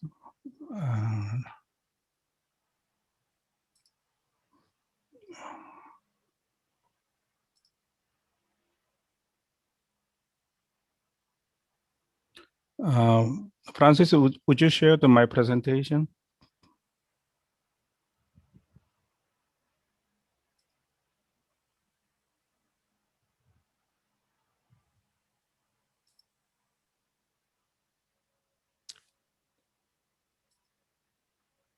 Francis, please, can you share his presentation, his slides?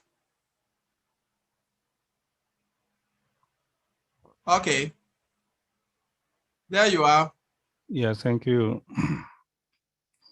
Georgie, thank you for your facilitation of my presentation on current and the emerging trend for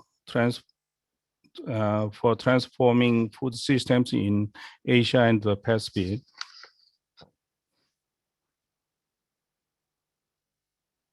Next.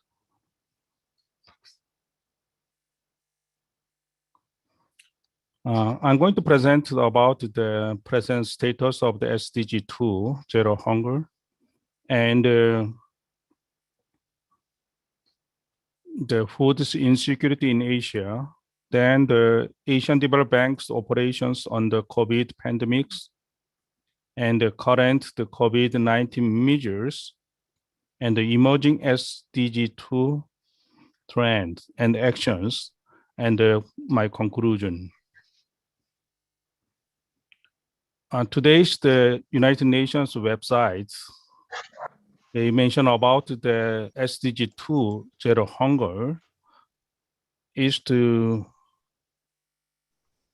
mention that before COVID-19, food insecurity was already on the rise from 22% in 2014 to now and 26% in 2018.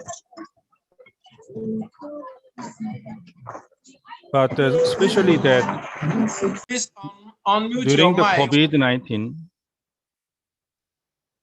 the pandemic is an additional threat to food system with climate shocks and the low-cost crisis in the Eastern Africa and the conflict.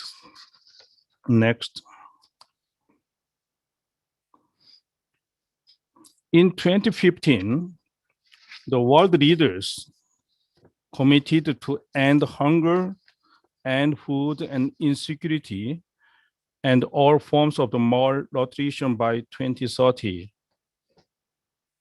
But FAO reported in 2020, the world is neither progressing towards SDGs 2.1 of ensuring the access to safe, nutritious, and sufficient food for all people, nor toward SDG 2.2 of eradicating of all forms of malnutrition.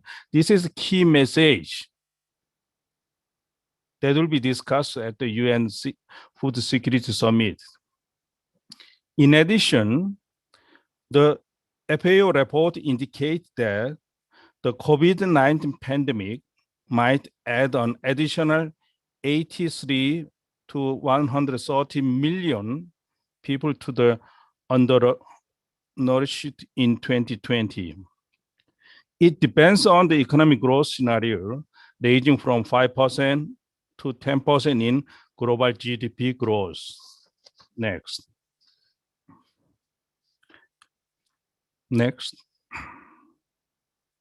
In terms of the distribution of the total food insecure, the moderate or severe, the insecure people of 2 billion people in the world. Asia has 1 billion people and 670 million people in Africa.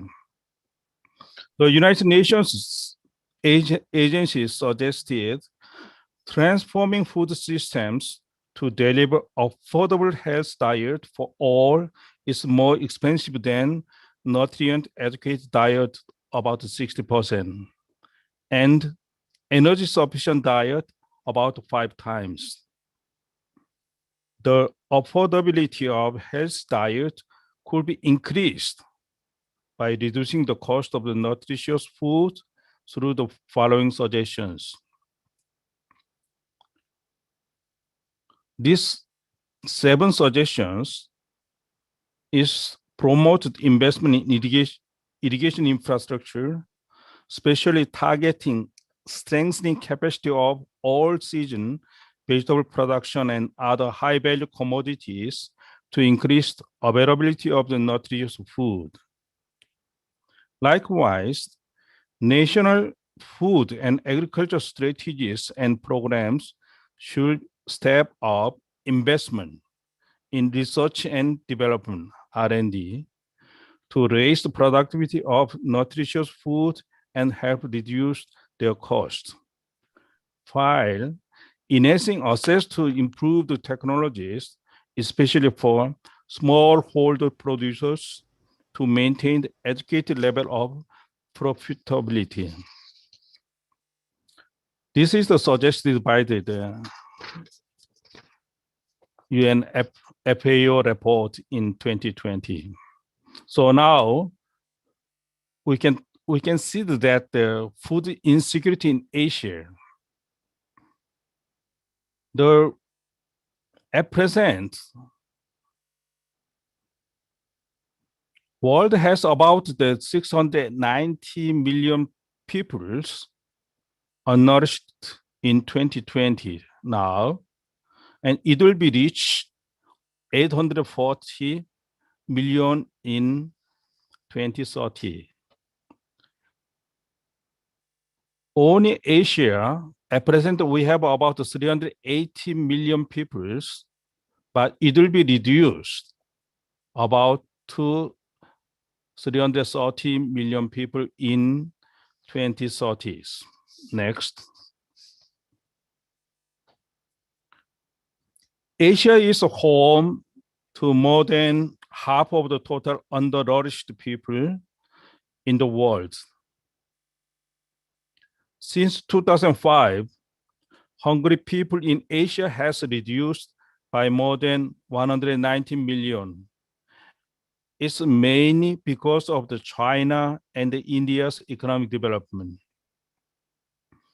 The projection for Asia in 2030 shows significant progress in reducing undernourishment from 380 million to 330 million people. Without impact of the COVID-19, Eastern and Central Asia is on track to meet SDG target 2.1 by 2030. Next, please. This is the Western, and also Southern Asia. Yeah. Next, please.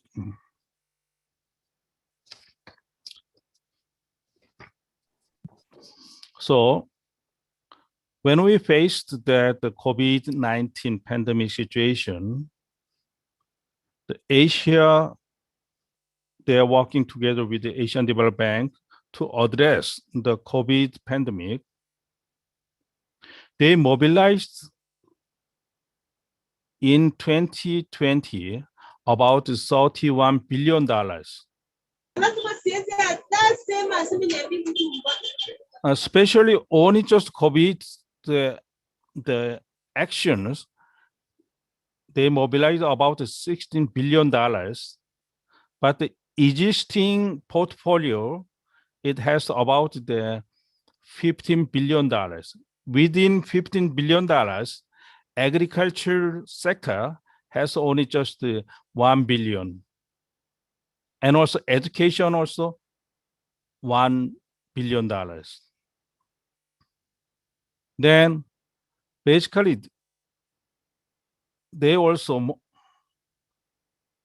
mainly spend the technical assistance grant money, $134 million out of the $300 million, the technical assistance. They also mobilized co-financing from other development partners, about $11 billion for COVID. But they has a regular portfolio of the agriculture and the education within this $6 billion within their portfolios. So next, Asian Development Bank has basically the 7 priority strategies. The priority number one is addressing the remaining poverty and reducing the inequality.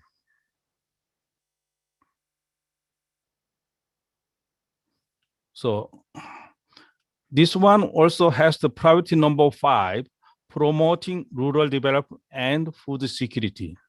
So out of the 7 priority areas, they have 2 major actions area for poverty alleviation and also food security improvement.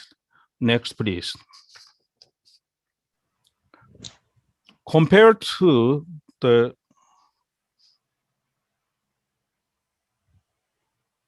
year 2019, according to their annual report, they achieved about 75% of the poverty alleviation and reducing the inequality, about 75%. But the rural development and food security has only just 27%. But let's see the next slide for the 2020. They improved that poverty reduction activity from 75 to 86%, but still rural development and food security has been declined, reduced from 27% to 23% because of the COVID. Okay, next one.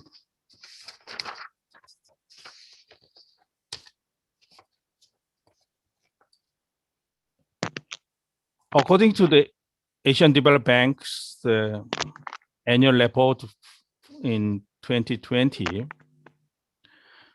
the policy implication and the ADB role in the food security is to address the COVID-19 pandemic. There are 3 measures. Number 1, the demand side, consumer, they increased coverage and the relaxed conditionality of the loans and grant and enhance the benefit of the social protection program and supplement their developing member countries food and nutrition policy measures targeting vulnerable groups. Further, producers, the supply side, they enhance the smallholder farmers' access to market and exchange information using online platforms, aggregate producers at the group level, and arranging transportation on their own, directly sell their products at the markets. And also they provide financial relief and liquidity support to farmers, agribusiness, and food processors under financial stress. Then finally, they extend and then relax the credit conditions for small farmers, rural communities, and small and medium-sized enterprises in agriculture. In Asian Development Bank has a very unique regional cooperation activities. For free trade and the regional cooperation, they ensure the free trade of the agricultural commodities. And the second, enhance the regional mechanisms such as ASEAN +3 emergency rice reserve to provide an additional food supply safety net. In particular, APTRR, established in 2011, has stockpiled now 787,000 tons of rice as emergency reserves. ADB supported the pilot these regional reserves to be a permanent schemes. Next, please. In conclusion, Prof, in conclusion, you have 1 minute to go. Yes, thank you. Thank you. The ADB has the emerging SDGs to train the actions. There is a 5. Direct marketing through the online platform. That's the #1 actions. Second, enhance the price risk management system. Then, movement toward the agricultural technology. #4, the institutional and the legislative reforms. And finally, they targeted support to smallholder farmers through agricultural reforms. Francis, let's go to the last slide and the conclusion. No. Yes.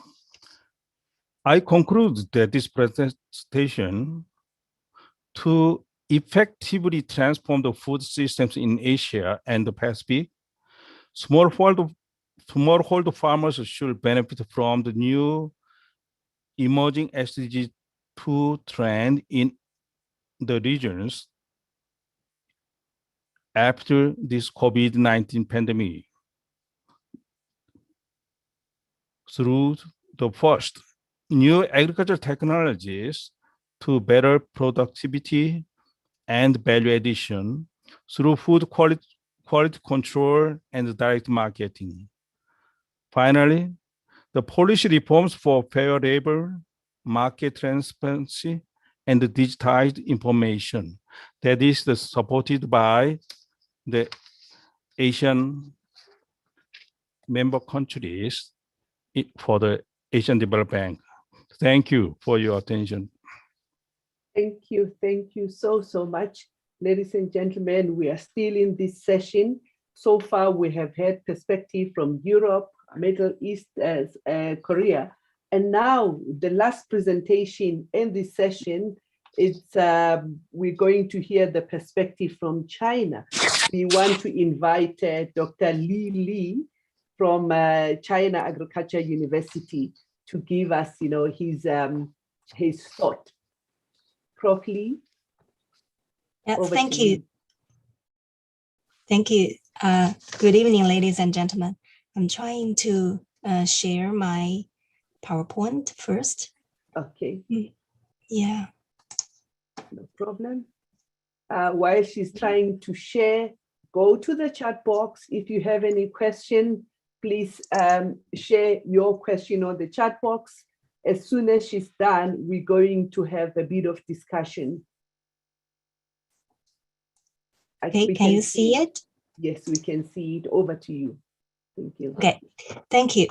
And today, as a representative from China Agricultural University, I would like to share with you a topic set by the agenda, current and emerging trends of food systems, China's perspectives, and there's a subtitle, what grass cow could do to feed future generations. As we all know that China has achieved the SDG first, no poverty, 10 years ahead of the agenda.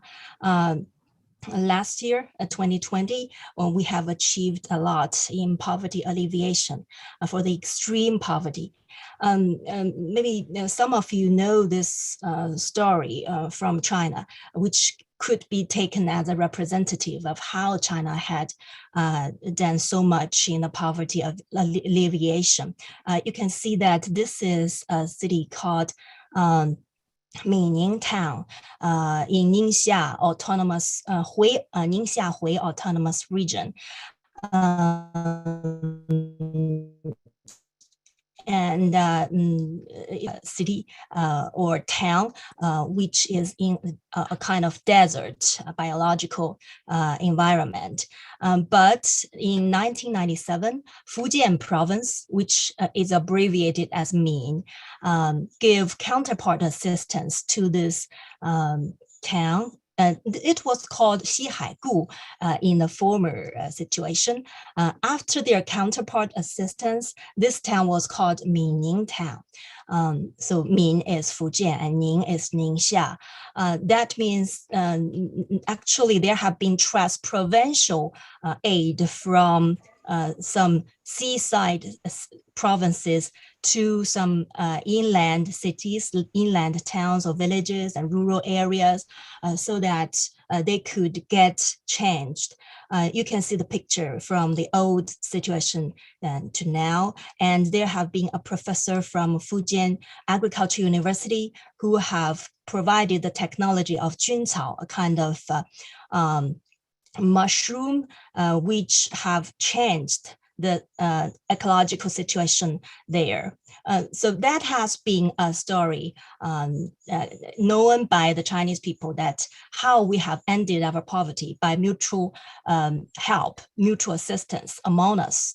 Then now, according to the topic today, we are talking about the second SDG goal. It's end hunger. So as we know, impacted by COVID-19, the food security risks has increased and nutritional status have been deteriorated. By 2050, the world need 70% more food for 10 million people. So the former production-centric approach, which have been some of the reason for malnutrition, have to be transformed into a sustainable food systems approach, which may provide better healthy diets for all the human beings in the world. So it should be a kind of holistic approach, which actually China has been taking out during our poverty alleviation effort. This is a picture showing that the average regional outputs of main grains and challenges for China. From this three picture, you can see that the average regional output for rice, wheat, and maize have been focused in Asia, Europe, the United States, and some part of the Latin America. In Africa, maize occupy some proportion, but China has been main producer of all these main grains. But at the same time, China are faced with challenges together with the other countries and regions like climate change, environmental degradation, rapid urbanization, food safety, nutrition imbalance, and antimicrobial resistance. So in China's 14th five-year plan for economic and social development and its long-range objective through the year 2035, we have proposed a holistic approach, providing modernization to the country. And among them, there are several relevant to the food system. For example, the government is drafting a food security plan, making provincial governors responsible for grain security measures. And China is focusing on seed technology and plans to introduce new strains with higher yields and boost production of high quality grains and soy. I think those targets have been matching the 5 action tracks of UN Food System Summit in 2021. And so now let's come to our main topic, BRASCO. What is BRASCO? BRASCO is a collaboration, which is, the whole name is Belt and Road Initiative and South-South Cooperation Agricultural, Education, Science, and Technology Innovation League. It's led by China Agricultural University, and there have been 70 agricultural universities, both home and abroad. It was established in 2018, and before that, China Agricultural University established our college, which was formerly called China Belt and Road Institute for Agricultural Cooperation, BRAIASC, and China Institute for South-South Cooperation in Agriculture. And last year, it was changed the name College of International Development and Global Agriculture. And in 2018, BRASCO was established, and 2019 in Fuzhou, Fujian province, the second annual conference was held. And last year it was in Hainan University. And this year there will be one in August, the 4th annual conference. And it will be in Changchun, Jilin province, and the topic will be global poverty alleviation and food saving.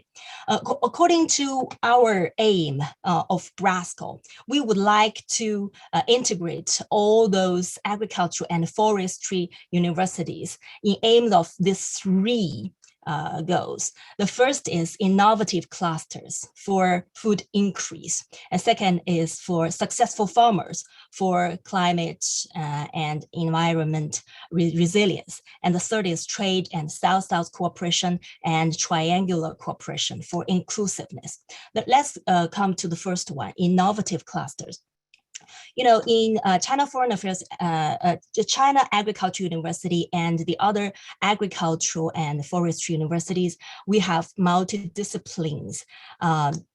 And we have a lot of multidisciplinary courses, and the new agricultural discipline talents cultivation plan of the Ministry of Education of China. That means in our course, when we are teaching the students, we integrate new agricultural disciplines together, including modern systems of small farmers, agricultural life science, crop and animal production, nutrition and health system, smart farm, green biological and environmental system, agricultural philosophy and ethical system, and globalization and international relations, international political and economics.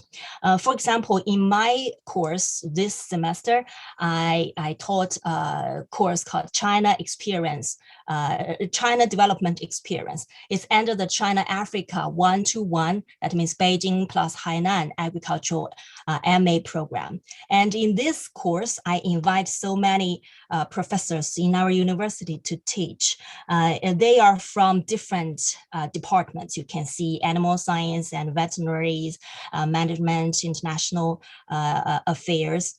All the teachers will help the African students to know about China's experience in development. And for this kind of innovative cluster, we hope that we could provide applicable knowledge to solve local problems. For example, since 202 to 2015, China Agricultural Technology Demonstration Centers was established in 4 African countries. And our small technology big harvest projects to increase the maize production have got the best practice case of the United Nations last year.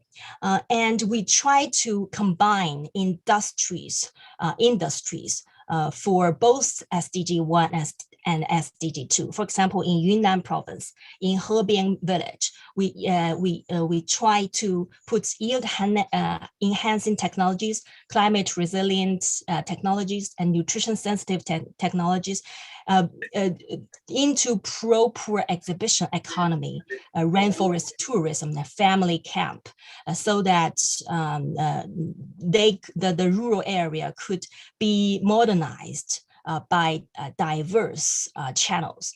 And we try to give successful farmers enough institutional mechanisms so that the policymakers could provide pro-farmer policies.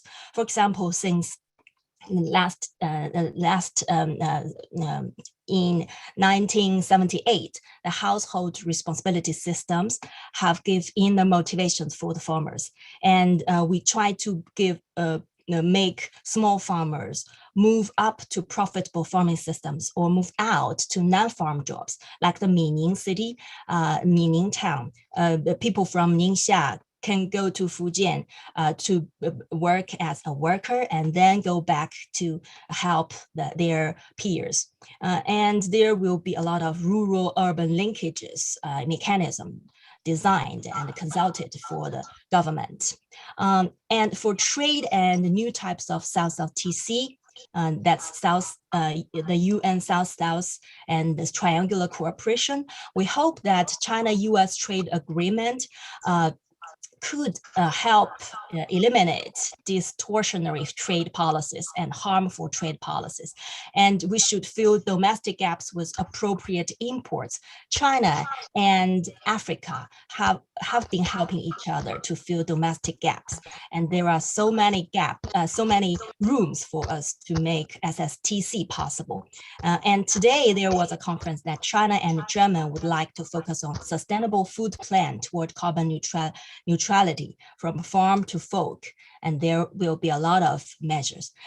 In the ancient time, that the Silk Road has been a road for connectivity, by connectivity, by building those bridges, trestles, and the horse parades, we have connected people. Connected, we stand. Disconnected, we fall. So that's what I would like to share with all of you. Hopefully that what the Brussels is doing could be of help to our system, food system. Thank you. Thank you so much for the presentation. I'm also looking at the chat box and stuff, but I would like to change the gears a little bit. I want us to engage in this way. I'm going to ask questions instead of taking questions from the participants, but I'm going to ask 2 sets of questions. One question is directed to all the speakers, and one question is directed to all the participants. Okay, from our speakers, having listened to the presentation of other speakers, their experiences in different universities, what are your observations? What are you observing? Any areas of, potential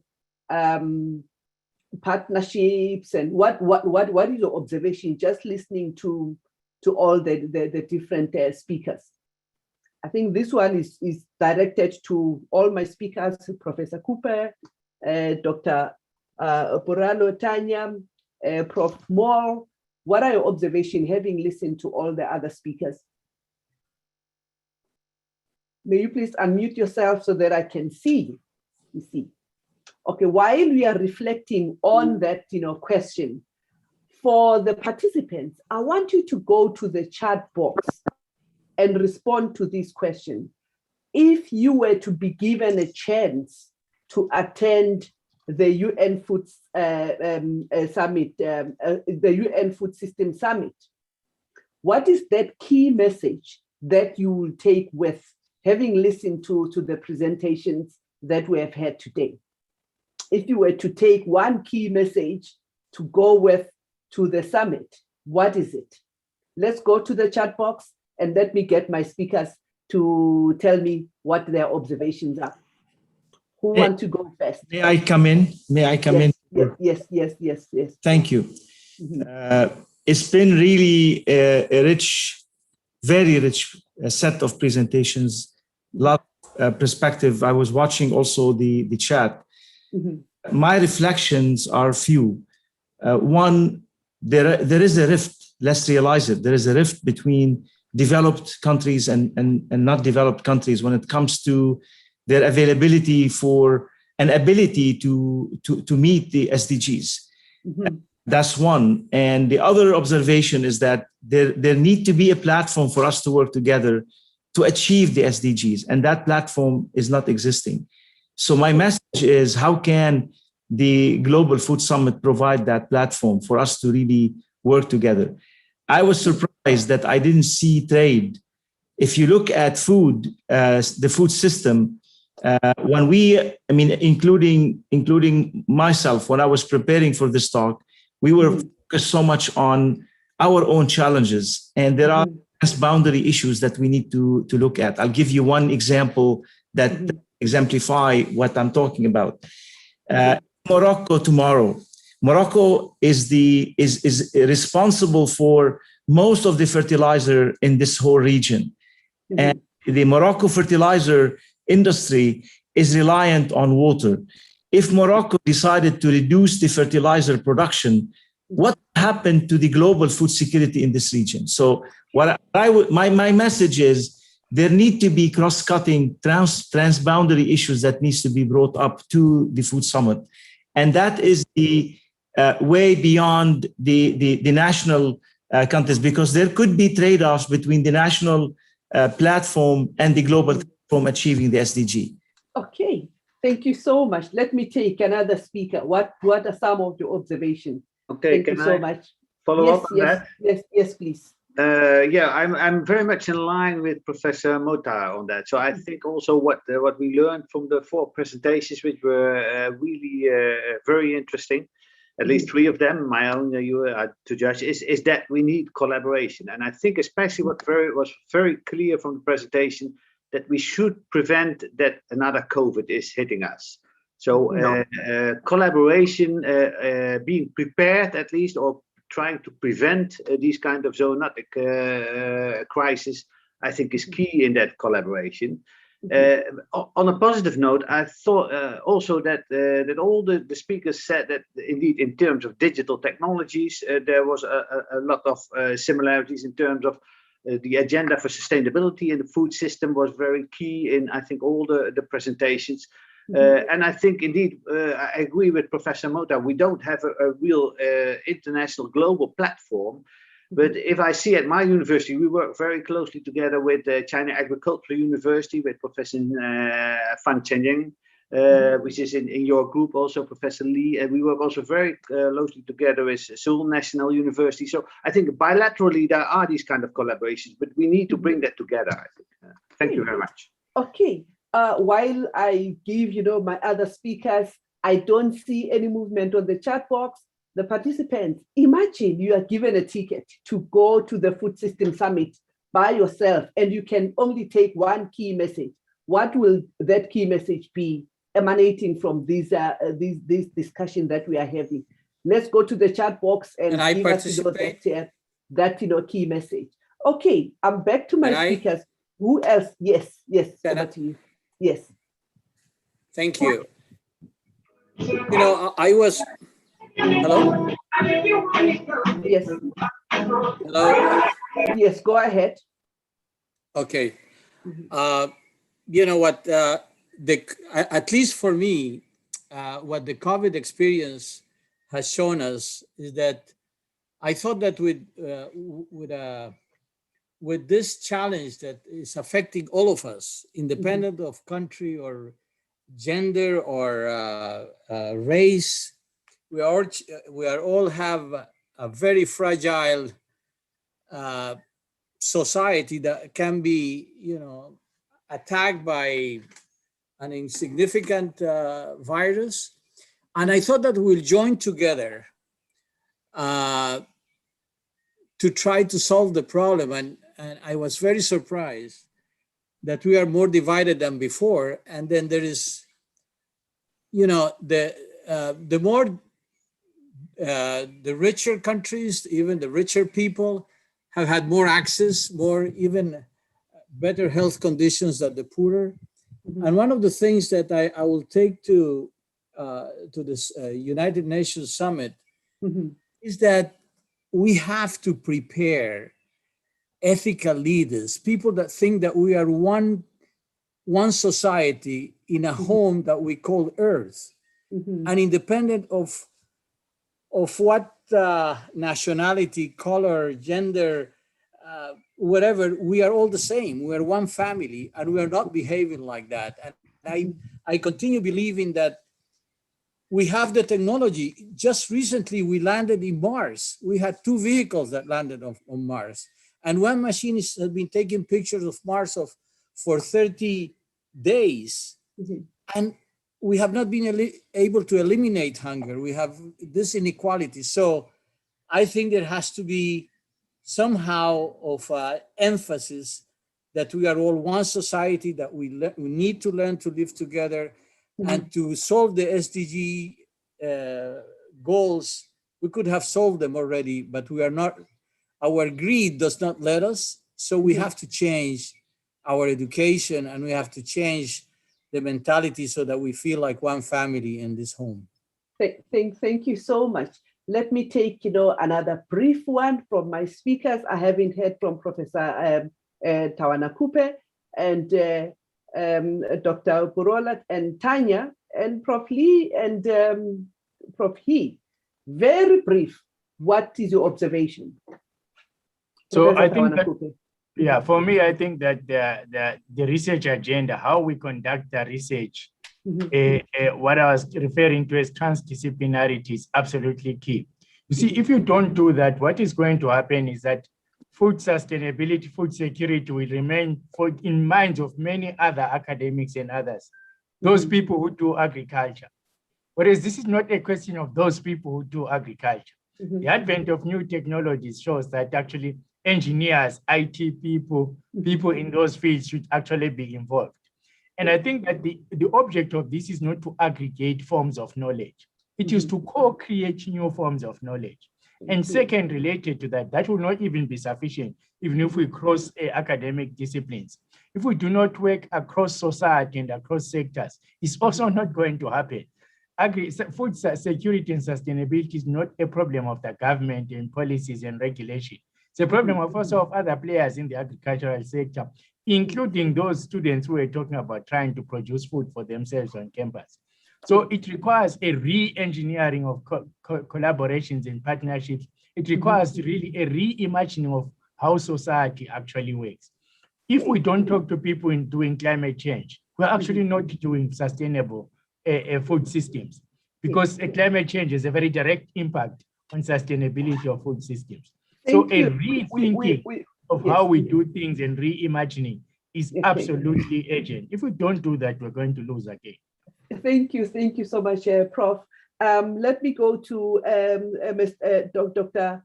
Burola. In less than 30 seconds, then we give to Tanya and we go to Prof. He and Dr. Lee. What have you observed?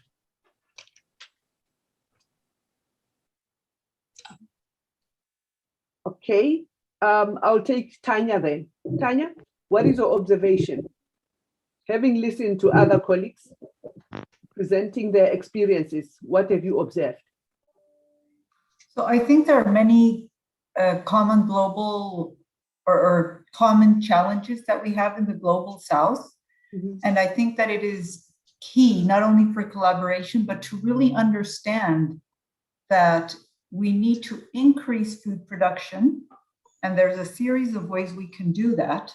most of that will come from the global south. But then also, how do we really prepare for this increase of food production that is required worldwide with the existing gaps we have, whether that is technology, empowering women in the agricultural sector, which is so important in the global south. And I think this would be a key message. Thank you, Dr. Lee and Prof. He. Dr. Lee, in less than 30 seconds, what is your observation listening to the colleagues presenting their different experiences? Yeah. You know, last August, I just transferred from China Foreign Affairs University to China Agricultural University because I think actually agricultural diplomacy or the international relations in specific industries is trying to prevail the former international political and economic research and teaching. And I think in practice, I have really benefited a lot by combining myself together with scientists, engineers, and social sciences. So I think food system in the world should be a multidisciplinary arena for all of us to participate and collaborate. Thank you. Thank you. Collaboration, multidisciplinary, ethical leadership. Prof. He, in less than 30 seconds, what are your thoughts? What have you observed? Basically, I believe that UN's food summit should clearly acknowledge the SDG 2 cannot be achieved. Special university and agriculture, the policymakers, they don't care because the investment in the agriculture sector has been continuously declined for the last 10 years. But investment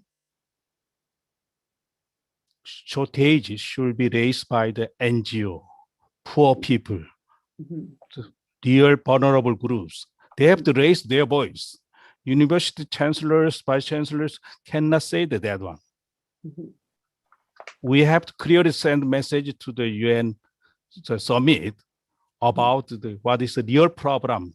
How can we take action to increase the investment in the agriculture and rural development sector? Thank you. Thank you so much. And thanks for the key messages that are coming in the chat. I'm not going to read it now. Siaka, Kay, Rabi there, we can see that. Okay, now we are changing the gears. We are going to the last lap of our dialogue or of our summit, but now we are going to go into smaller groups. You know, RUFORUM is not the only player. We have, you know, the research community, we have the extension, you know, the RAS community, but also we have, you know, Agri-Natura. So we are going to go into 3 parallel sessions, and this is how we're going to do that.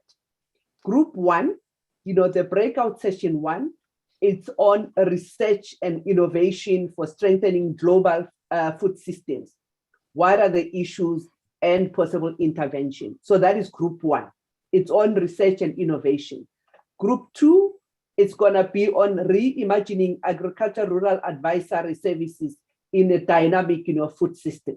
That is group 2. So it's more on agriculture extension and rural advisory services. Group 3, it's gonna be fostering global partnership for collective response. Okay, so when you, my colleagues will be activating the breakout session. If you look at the screen, your screen where you see participant chat, you know, share screen, you will see breakout room. If you click that, it will show you the 3 groups that you would like to join. Okay. Okay. So when you go to those breakout sessions, there will be moderators. They know themselves. You know, group 1, we have, you know, Dr. Montgomery, and we have a keynote speaker there. And she will be you know, managing the discussions and all that. Group 2, we have, you know, Professor Daniel Sherratt, who's gonna be moderating group 2. And then group 3, we have Prof. Alice Pearl from Cornell University, who will be moderating that session. Each of the session has got a rapporteur and the speakers as they know. Okay, so for the next, half an hour, we go to the groups and I'll see you when you come back again. David?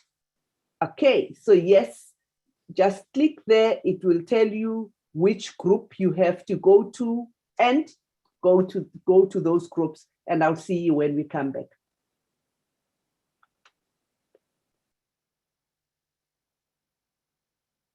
Okay, I can see people are already going. Don't leave the dialogue. Just go to your group, have your discussions there, and we will come back and wrap up.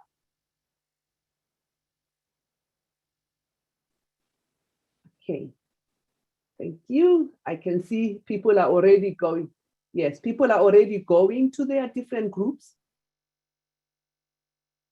I'll see you in half an hour.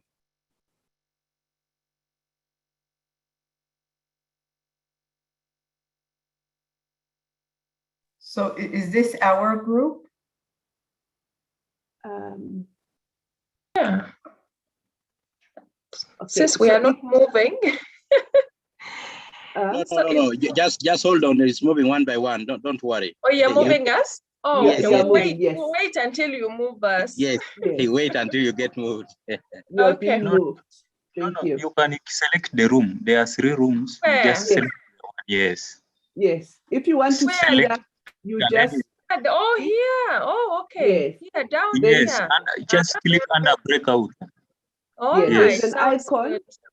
There's an icon there. Yeah. It's written breakout Yeah. rooms. If you Under click it, breakout. then you can choose. That will speed up the process. Sounds good. So let's see. Oh, join here. Very nice. So Yes. straightforward. Okay, cool. Yes. Hello. Hello. I'm not connecting well. You're not connecting well. Maybe my colleague, which group do you want to go to? I wanted to go to group 3, to group 2. Group 2. Innovation. Are you able to assign him manually to group 2? No, because I see on my screen, there is a participants chart, share screen, record, interpretation, reactions. So which group do you want to go? We can sign you to. Which group do you want to go? Group 2. Group 2. That is reimagining agriculture. Yes. Okay, so there you go. I've moved you. Yeah. Okay. Bye-bye. See you later. Okay, thank you. I still see people in the main room. A lot of people in the main room. Please do Kindly select one of the groups and then you select join. Click under breakout and then you select join.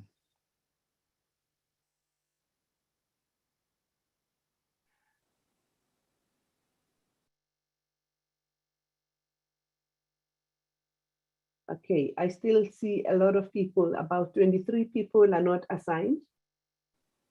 Just tell me which group you want to go to, then we can assign you. Or any group could be a good group. I'm supposed to be in group 3, but I can't go into the group. My name is Steven. Steven, yes. My colleague will assign you manually. Okay. Hi, my name's Andy Frost, and I also cannot get into group 3. Andy, okay. Thank you. Group 1. Steven, you are already signed. Steven, who else? Adipala, also group 3. Okay, Adipala, group 3.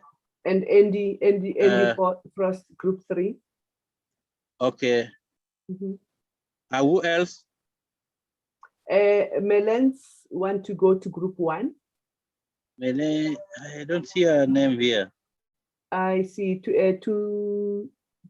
I'd already moved her to group 2, but she has a chance to change. Okay. You can change the room. Okay. Among the unsigned, who would like to go? Professor Doro, you have come back. Okay, yeah, I've taken that one. I'm just assigning it. Yes, okay. Andy Frost want to go to group 3.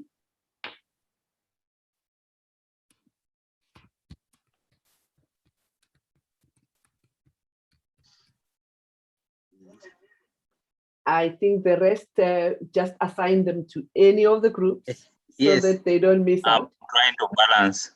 I'm Yes. trying to balance. Yes. Okay. Thank That's it. That is it. They are all assigned. Yes. Bye-bye. See you later. Okay.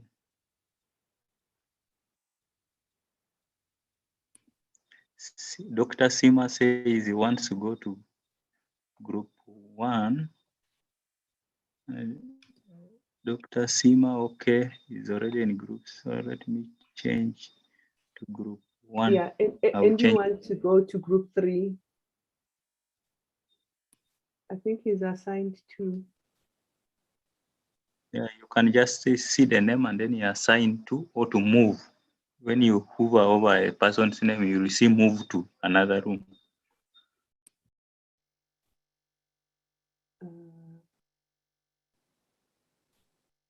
But he's still here in the main group, in the main room. Yeah, I mean, I seem to be assigned to re-imaging agricultural systems. My name is, I'm hovering over my name and nothing happens. It says not join. Okay, and you want to go to Group 3, so it should be with Stephen. Okay, okay, I try to. Got it. Okay, I've just got it. Thank you. You're welcome. Benjamin, which group do you want to go to?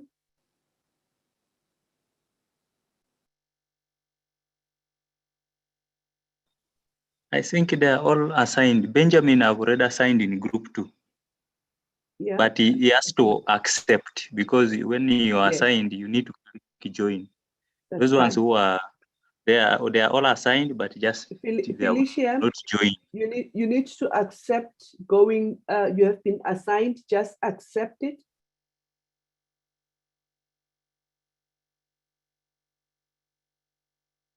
Kiros, you need to accept. And John,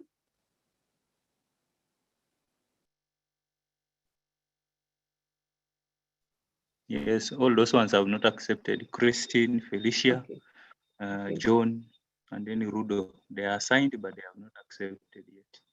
okay. That's fine. Okay, I can take a break. Let me see. Okay. Okay. Okay, so yeah, maybe another 20 minutes. Let me see. Okay, yes, I'm going to take a quick break. Yes, I will see you again another 20 minutes. Maybe we could actually push it to past. It is fine. Added already additional minutes to allow them join. Yes, yes, Yes. exactly. So It goes up yes. to 1/2 Okay, perfect. So, okay, I'll touch base with you again at maybe 20 past, just to see how they are doing. Okay. Okay. Okay, I'm going to mute myself and take a just to go and drink some water. Okay. Okay. Okay, I see is it Rosemary? No, I already assigned Rosemary. She just has to accept, and then she will be. But she has already a room. Okay, that's fine. Felicia, you have been assigned. No, I don't see Felicia assigned to any of the groups. She's assigned to group 3. To group 3. Yes, she just needs to. Oh, group 2 actually. Okay. She's in group 3. She just has Okay, to I accept, see. and You have to. yes. Okay, no, that's fine. Perfect. I think we're doing well. Okay, I'll take a break. Okay. Okay. Okay. See you soon. Okay. See you.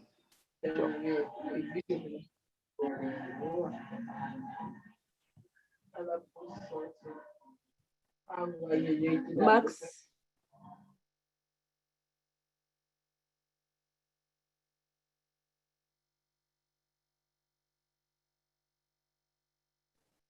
Max, you have been assigned group 2. You just need to accept.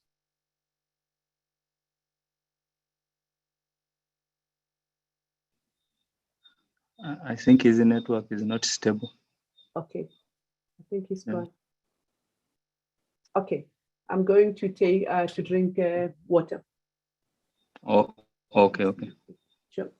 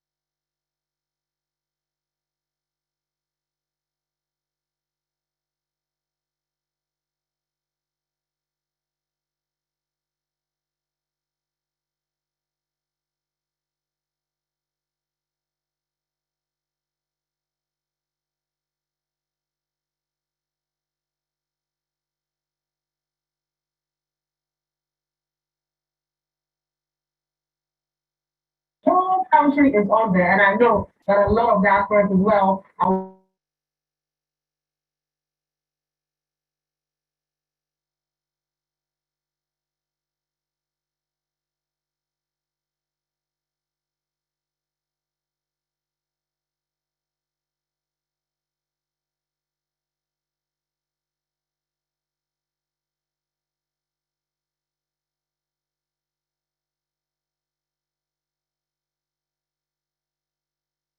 that we see, all the reviews, all the questions that you're asking.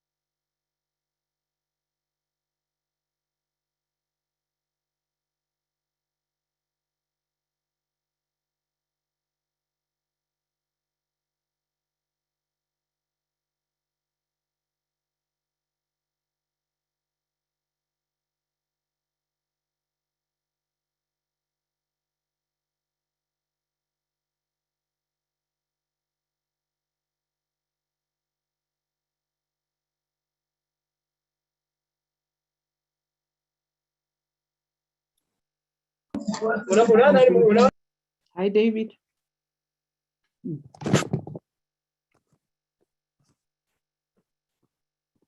Hi, David.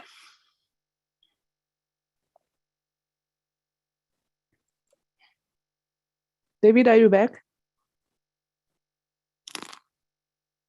Let me call him on his mobile. Oh, no, that's fine. That's okay. Yeah, It's I'm fine. here. Okay, no, I was saying, I think we can give them maybe another, maybe 5 minutes or so. What is it saying? It's saying in 9 minutes. Okay, that's fine. That's fine. Yeah, I think we can go up to half past. That's fine. Okay, I will see you again soon. Okay. Okay. Mhm.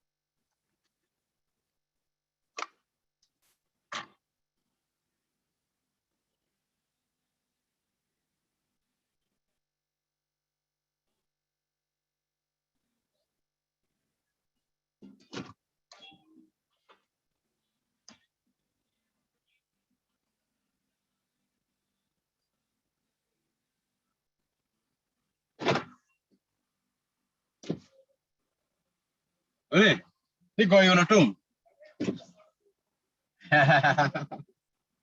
Ah.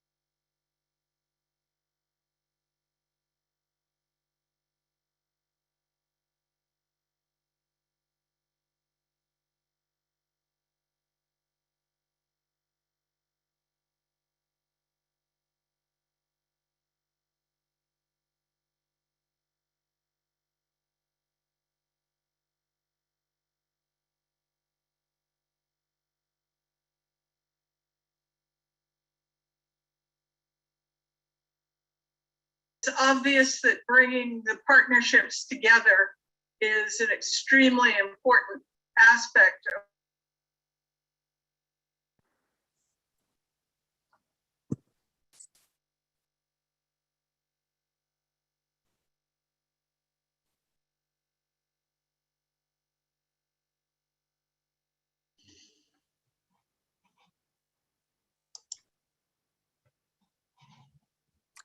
welcome back.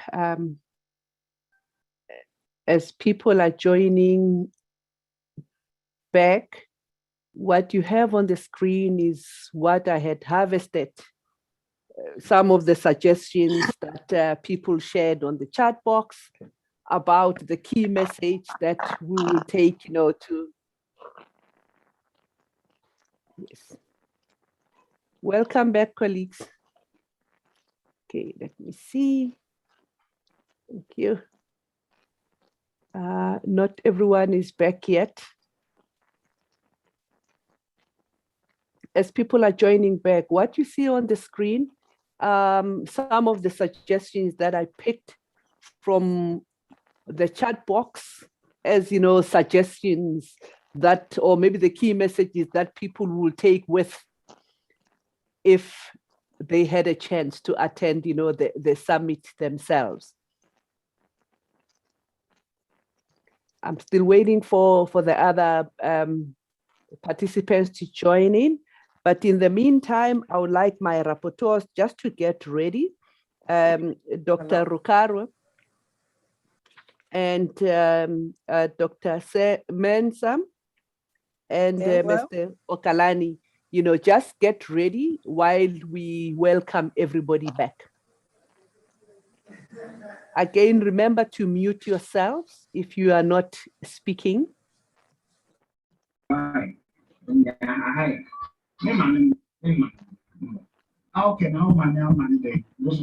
Please, Philip, may you please mute yourself? Thank you. David, give me an indication if everybody is back. Yes, everybody is back. I think there is a group. There is a group that is not back yet. David, can you deactivate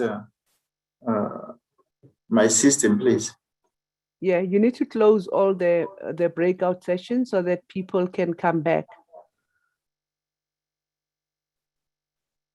Ngoya, can you hear me? Yes, I can hear you. Okay. All the people are back. Is it all the people? I'm sure there is a group. There is a group that I'm missing. Yeah, I think research and innovation. Yeah, research and innovation is not back yet. Yes. Yeah, here. Yes, we are. We're back. Oh, you're back. Yes. Okay. I think just the participants have dropped out. Okay, that's fine. Thank you, ladies and gentlemen. What I have on the screen, I was just harvesting some of the ideas that people suggested that they will take as key messages if they were given a chance to attend the summit. Okay, so now we doing the last leg of our dialogue. We want to hear some of the key highlights that came out from the three other groups. I'm going to start with Dr. Rukaro, who was a rapporteur for Group 1. Really, in 3-4 minutes, what were the major highlights that came out from your group? Over to you. Thank you. I hope I'll be able to present my group very well.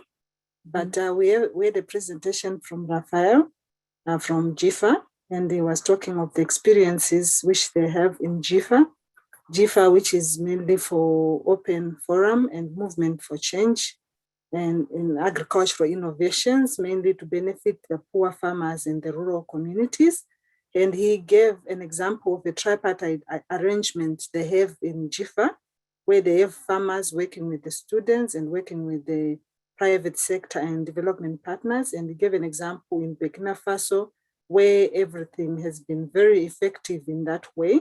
And I'm sure if colleagues would want to know more about this project in Burkina Faso, we can easily get in touch with Raphael to give us more information on the research and innovation for strengthening global food systems. There was also another point which was raised here, which was very interesting, of gene editing.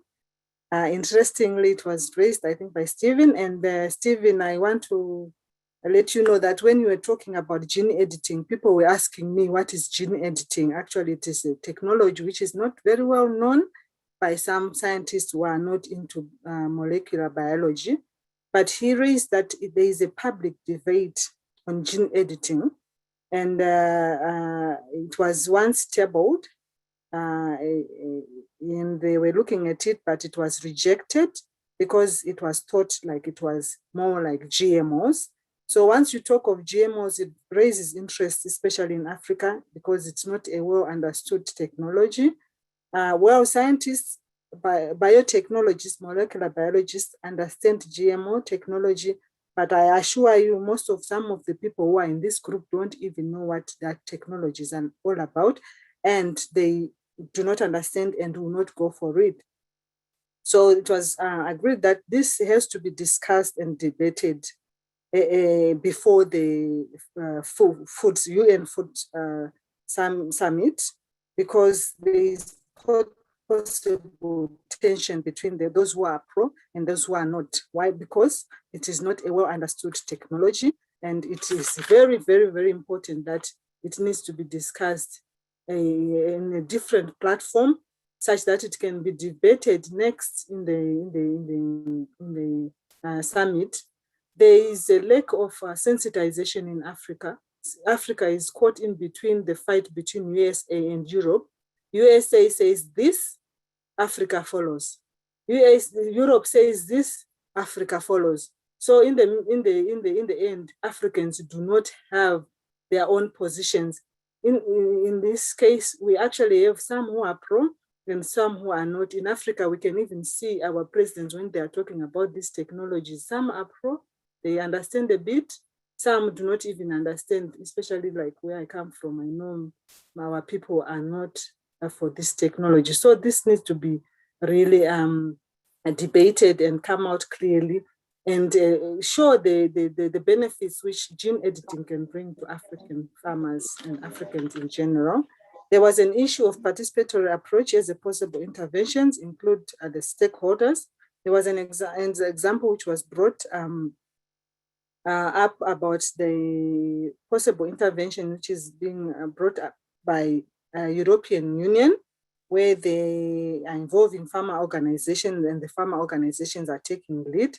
And then there was an issue which was discussed that I think farmer organization needs to team up with researchers and write proposals and submit, because farmer organization, most of the time what happens is the scientists go to the farmers and tell them what they want to do, and they do what they do. And what we have seen, farmers, the scientists do their work and they finish with the farmers, and they don't even go back to tell the farmers what were the results. So there is need for participatory research with the farmers. There was another point of increasing public investment on research as a possible intervention. Then there was another point on political economy. And there was a question, why is Africa still behind? What are the bottlenecks? Those are some of the issues we need to look at. And then there was a point that our ministries of finance, they need to realize that food security is a priority. Most of the time, they don't really consider food security as a priority. When you look at the how our African governments look at this point. So there was a point noted that there's limited government investment in agricultural transformation. So food security cannot be achieved if the government itself is not involved. And the last point which I want to bring is university needs to mobilize themselves to bring practical approaches to food security. Thank you very much. Thank you so much. Let me go to group 2. That is Dr. Mensah. What transpired in your group?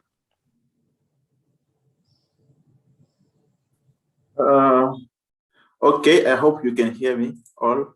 Loud and clear. Great. So the group 2, in the group 2, we had a discussion on how to really transform the agricultural rural advisory services in the dynamic global food system. And we had a keynote speech by Carl Larsson from the Global Forum for Rural Advisory Services.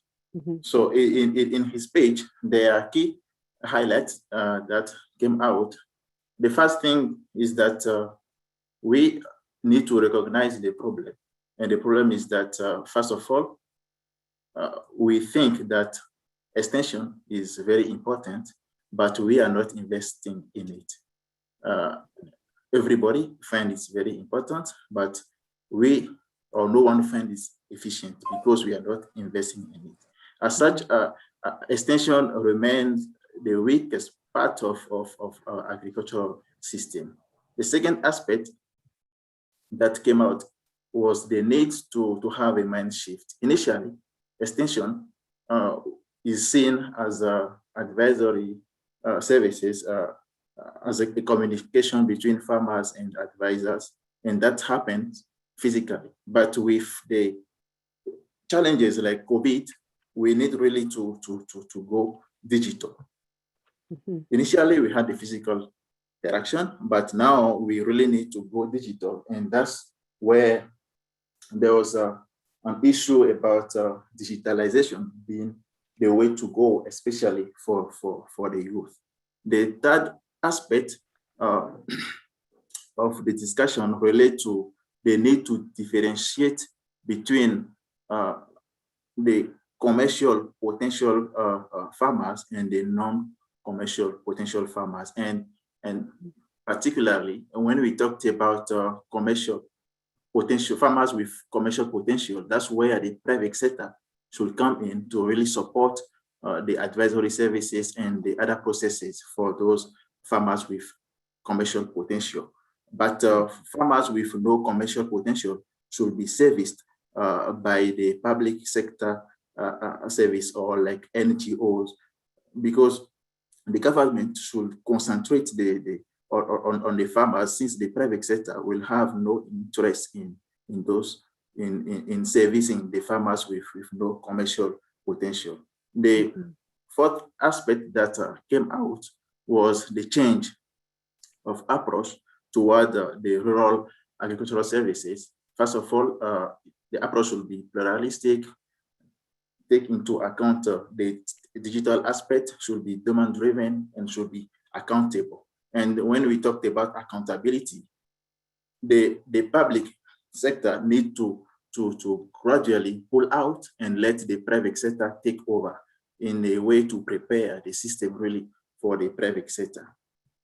Okay. Thank you. And Thank you. no, I'm not done, sorry. Okay. So now for what happens really for the private sector should, what is needed for the private sector is really to help and to come in to develop commercially viable models, but also to support the development of digital services and to provide access to venture capital. So there was an issue about the fact that most extension workers are actually not servicing the farmers, but more or less the government, and this need to be changed. There was a last aspect on education and research, and what came out clearly was that we really need to start doing more research into aspects that are structural, financial, and political, not only technical things like plant breeding or agricultural production, but we really need to invest in transforming the system to provide access to relevant knowledge, to provide access to capital, research on land right, research on infrastructure, or policies that will really facilitate national, regional, and global economy. And now, in terms of some of the questions that came out, there was a question about how really can we use digital technology to deliver advisory services, especially in the context of COVID-19, and how can that really work for the smallholder farmers. And the truth is that even in African countries, there have been a lot of uptake of digital technology, especially when you look at Kenya, like M-Pesa, and today we have farmers that can have access to updated information, and that is really important for the smallholder farmers to know the actual prices of the import, to have updated information on the pest, and also where the market is really available. Okay. And finally, in terms of thank you. Yes. Finally, in terms of the approach, because we also discussed the digitalization aspect for youth, we recognize that the government still need to come in, especially in remote area where people do not have access at all at advisory services. At least there's a need to really build the institution to empower those farmers, and especially the young people through what we call the farmer field school. And there are insights that even through those schools, farmer can also take the lead and learn from each other, and that way they actually learn better when they learn from each other. Thank you so much, Mensa. The last, rapporteur, that is Mr. Okalani. Very brief. What took place in your group 3, fostering global partnerships for collective response? Thank you, Madam Moderator. So I'll just summarize what came out from our session. And I hope you can hear me. Loud and clear. Perfect. So we had a keynote presentation from AgriNatura. And the key points I picked here, that as in terms of global partnerships, AgriNatura gave itself as an example of a partnership with over 2,000 scientists with different expertise, which could be harnessed to address the issues around the food systems. And but also as a university and research institutions network, they providing specific skill sets, and it would be nice as a partnership to find out the best way we can harness those different skill sets. The other example AgriNatura gave was that they undertook studies to understand current trends on issues like technologies, conflict, globalization, and other drivers of food systems. They've also developed position papers, some of them resulting from those studies, for example, on the Farm to Fork and for the UN Food Systems Summit. And then there was a suggestion that we need to intensify collaboration around knowledge creation. And I believe that would be useful, for example, for policy making and other support activities towards transforming food systems. There was also a suggestion that we need to constantly innovate and learn as a partnership, and there we should be able to break down the complexity that is around food systems and make them understandable to common people and help them acquire the complementary skills that are required to address challenges around the food systems. And then there was also a suggestion for international collaboration, which is multi-stakeholder, bringing together different platforms from around the globe. And Greenatura has done some work on that. They've also done some work on demand-driven university research agenda setting. And they've addressed issues such as migration, conflicts, and others that may not that have not been seen as traditionally affecting food systems, and yet they actually contribute to either improving or making food systems poor. And then there were suggestions for a global, common reference framework for higher education intervention in the food systems that could be adapted to different country or policy contexts. And we could collaborate around creation of knowledge, dissemination, and with a strong blend of transdisciplinarity and research in foresight studies, repurposing curricula around food systems complexities. Mm-hmm. And then there was also a suggestion that we need to emphasize on garnering international commitment to food systems fairness and increased support, including at higher education level. Mm-hmm. So that's what I picked generally from the keynote presentation.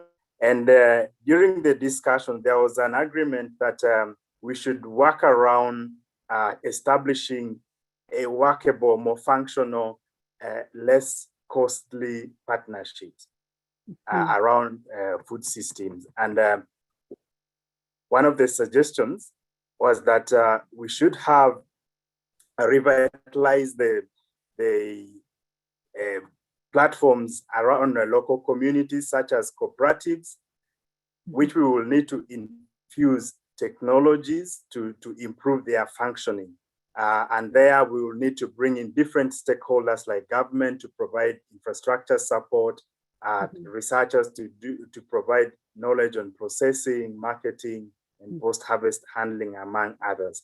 And there was a push also that the universities should partner with private sector, learning from the Korea model, but also what Greenatura has done on the value chain analysis for development project, which helps to bring together the private sector and the universities to bridge research and use. I'll be finishing shortly. In conclusion. Yes. Okay. So just two more points, and that would lead to platforms such as innovation platforms for knowledge sharing, input and capacity strengthening. And also a suggestion that we need to invest in youth and producer and entrepreneurs to bridge that gap that exists between research and innovation. Second last was the emphasis on ethical training. There was a suggestion that we have a lot of partners as universities, as research institutions producing knowledge that could actually eliminate hunger. But what is lacking is the desire to give back, the need for environmental conservation and social entrepreneurship. So if this would be introduced in the training, then we would address the issue of hunger. And lastly, they need to increase funding to higher education and research that supports partnerships that bring together the different actors around the food systems. So thank you so much. I hope I represented what the team discussed. Thank you so much. And I would like to ask all the rapporteurs, just to put that in writing so that it can actually become part of the final report. Ladies and gentlemen, we are just 10 minutes, not even 10 minutes, 10 minutes to landing. We are landing together. To help us do that, I'm calling Dr. Alice Muetwa from RUFORUM to give us the final word and also guide us on where to from now. Dr. Alice? Thank you very much, Doc, and good evening to all the participants this evening. It has been a very good evening indeed. Let me share my screen.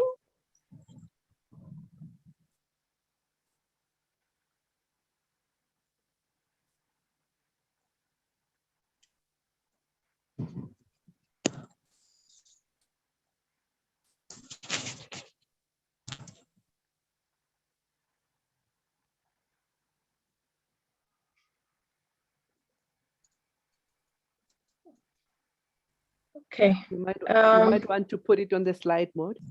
Yes. Okay, thank you so much. So I will be giving a summary of what we have been discussing the whole evening. So we started off with a very brief description about RUFORUM. And in that description, we learned that RUFORUM was founded in 2004 by African vice chancellors to develop human capital and conduct research for the continent. But for us to be able to effectively achieve this, we need to have partners. And also that RUFORUM provides a platform for networking, resource mobilization, and advocacy. So in that spirit, then, we have been engaging at different levels through different dialogues towards the Food Systems Summit to collectively come up with key messages for our leaders to be escalated upwards. So then the question that we've all been trying to answer this evening is, what is the problem? Why the summit? The issue is that every day we have to eat, but the food is not enough. It is not enough now. And if we do not change anything, it will only get worse. And today, 800 million people are hungry. And the food, most of the food that is available is not nutritious. And what is nutritious is of very high cost, so it's expensive. We also have very big incidences of malnutrition in the form of undernourishment, obesity, lack of essential minerals and vitamins. As well, the food base has become very, very less diverse, and so that creates a challenge. There's also very high levels of food wastage.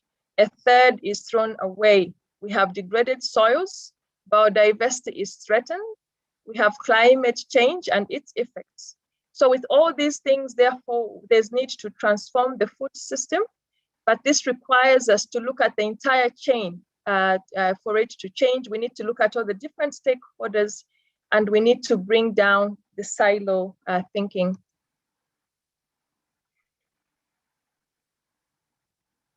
So the Food Systems Summit aims to achieve, or it gives us the chance to review the current food systems.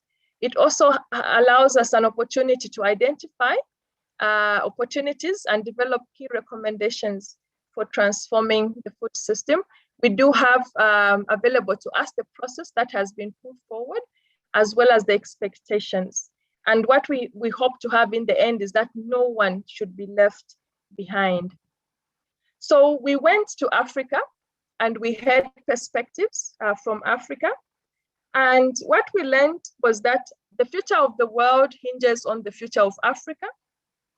And Africa can feed the whole world if it can take advantage of the arable land, the freshwater resources, and its young population. However, we need to have sustainable systems. And because we are responding to sustainable development goals, everything needs to become sustainable. This is the only way we can actually have this achievement that we want. We need to go back to the drawing board. We need to co-create new knowledge and abolish silos. Africa's voice needs to be heard. We need a mindset change to embrace new ways of doing things. And this moment is actually pivotal for universities in Africa to participate and have a louder participation in this conversation on food systems. And that our success will be determined by our ability to learn from each other and change, to collaborate and to partner together. Then we learned from North America. From a land grant perspective, we got a history of the land grant system and how it operates. We learned that through the extension system, university research should be conducted in such a way that it benefits local communities, and this is what is obtaining in the USA. We also learned that the pandemic has doubled the proportion of food insecure families, but the government has responded by increasing the funding to supplement food budgets so as to address food security. We also learned that addressing productivity and climate change, we have to look at mitigation, adaptation, and climate resilience, but more resources are needed to achieve this. We learned that in the past 10 years, the USA has investment in research and development has been flat compared to other countries such as China, among others. Then towards the UN Food Systems Summit, the USA is responding through Action Tracks 1, 4, and 5. And in Action Track 1, the efforts are through the Feed the Future project, focusing on insect pest control. And Action Track 5 is focusing on prediction models for desert locust in partnership with African University. This approach is through reinforcing and supporting partnerships and having greater student exchange and global connected campuses. From Central and Latin America, we learned about the University of Zamorano, which is based in the Honduras. It puts strong emphasis on strong work ethics, strong responsible entrepreneurship and agribusiness, learning by doing, leadership and initiative, and contribution to development, leading by example and working in multicultural teams. We learned that Latin America has 42 countries and has land worth 2 billion hectares, generates 33% of the world's water, is rich in biodiversity variety, and has a variety of agroecological zones, as well as complex farming systems. In order to respond to the food security challenge, the government should be better equipped to address trends such as urban growth and take care of future market systems. That there's also a need to increase food production by 70% by 2050 and increase the level of investment in agriculture by 60%. We also learned that e-agriculture is indeed the future. Then we had an overall presentation on responding to global food system challenges and changes. We were reminded that as higher education institutions, we have the best chance to frame the kinds of leaders that we want, because these leaders come through our universities. So therefore, apart from having the opportunity to train the kind of leaders that we want, it is also a very big responsibility that we carry. And then using the example of Earth University, we were reminded that universities need to change our training approach to produce the required quality of professionals, that students should have entrepreneurial mentality with ethics and care for nature. We need to shift from theoretical learning to experiential learning. The professor only facilitates the learning process. Emphasis should be put on learning and not teaching. Universities should seek cutting-edge technology so that students are attracted to agriculture. And this is a challenge worldwide to make agriculture attractive for the youth. We also need to have affirmative action and give opportunities to disadvantaged students, give the required care, teach values, and teach honesty. perspectives from Europe, we learned many things. Amongst those was that there's some cross-cutting topics within universities, which include digitalization, which would play a very big role in food security through monitoring and sensing of input use, quality assessment, but also robotization, where your robots could be moved in to replace people at different value chain stages, including production as well as processing. Secondly, we learned that there's transparency, which involves tracking and tracing, as well as certification of agricultural products. And then thirdly, bio-based economy, which looks at the use of waste for other means, such as creating energy or producing energy from waste. And then finally, we learned about breeding technologies, which really is looking at new breeding evolution, going back to old genes, genetic composition strategies and analysis, phenotyping alongside genotyping. From the Gulf states, we learned that that particular region is characterized with much turmoil, and that agriculture production is constrained by water and land scarcity. And this will only be made worse by climate change. There's also inefficient water use and predominantly subsistence farming. Economically, the region contributes much less to GDP compared to other countries, but has a lot of potential for exports. Then the food sector employs mostly marginalized groups such as refugees and migrants. It is characterized with underdeveloped markets, limited access to finance and extension services. However, that particular region looks at digital technologies as a way to improve food systems. And the digital technologies can improve access to information, use of, and can be used to for using capital efficiently, reduce inequalities, mitigate the limited access to extension services, but there's a need to have high-speed internet and supporting policies.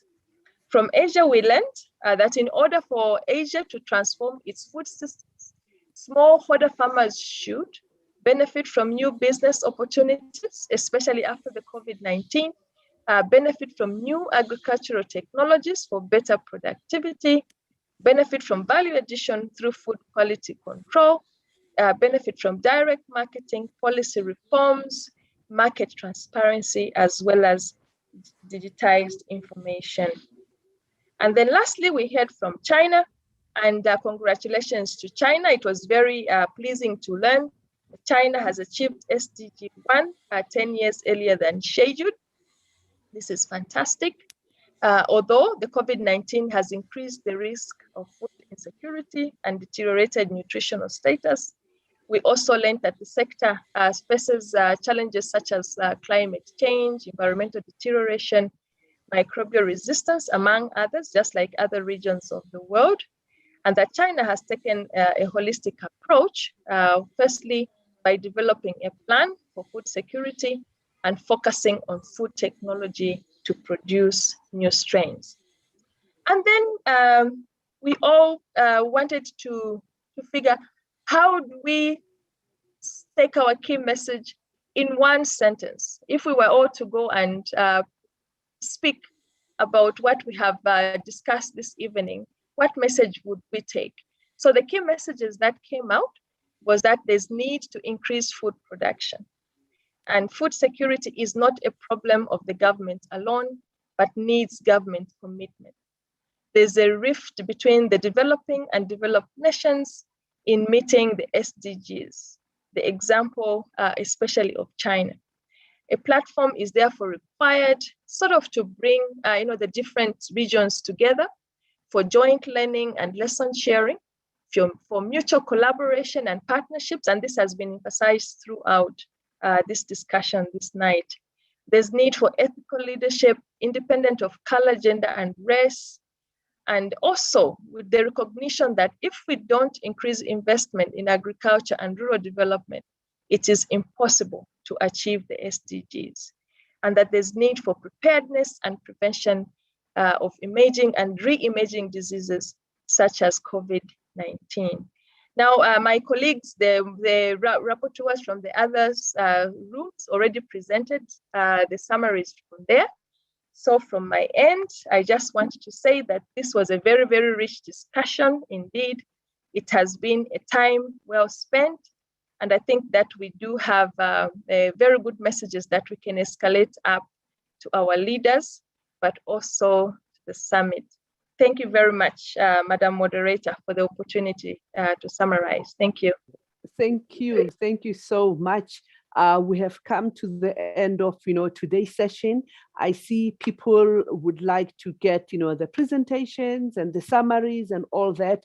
What we can promise, the RUFORUM team will be putting together some kind of summary document which could be shared with you at the later stage. Professor Adipala, you were the first one to say something, and I would like you to give you the chance to be the last one to say something and thank and help us in thanking the participants and the speakers. Prof. Madam Moderator, our distinguished panelists, distinguished participants, all I have to say, thank you very much. You heard it loud and clear. It is all about partnership, partnership, partnership, and partnership. You also heard about it, the need for investment in research and innovation, and indeed real investment in agriculture if we are going to achieve the sustainable development goals. You also heard from Professor Sagul of really new transformed higher education, education systems that focuses more on the learner rather than the teacher. That will be very fundamental in terms of what we do. The other thing that I think kept coming is about learning among ourselves. And then finally, that if we achieve anything, we are all have to be part of the advocacy. So ladies and gentlemen, let us work collectively. Let our voices be heard at the United Nations. Thank you very, very much, ladies and gentlemen. Thank you. Maybe we can take a group picture. I would like everybody to turn on their videos. David, you'll take a group picture with turn on the videos. Oh, here we go. Yes. Okay. Screenshot. Okay, let us see. There we go. Thank you, and thank you very much, everybody. We have come to the end of today's session, and apologies, I stole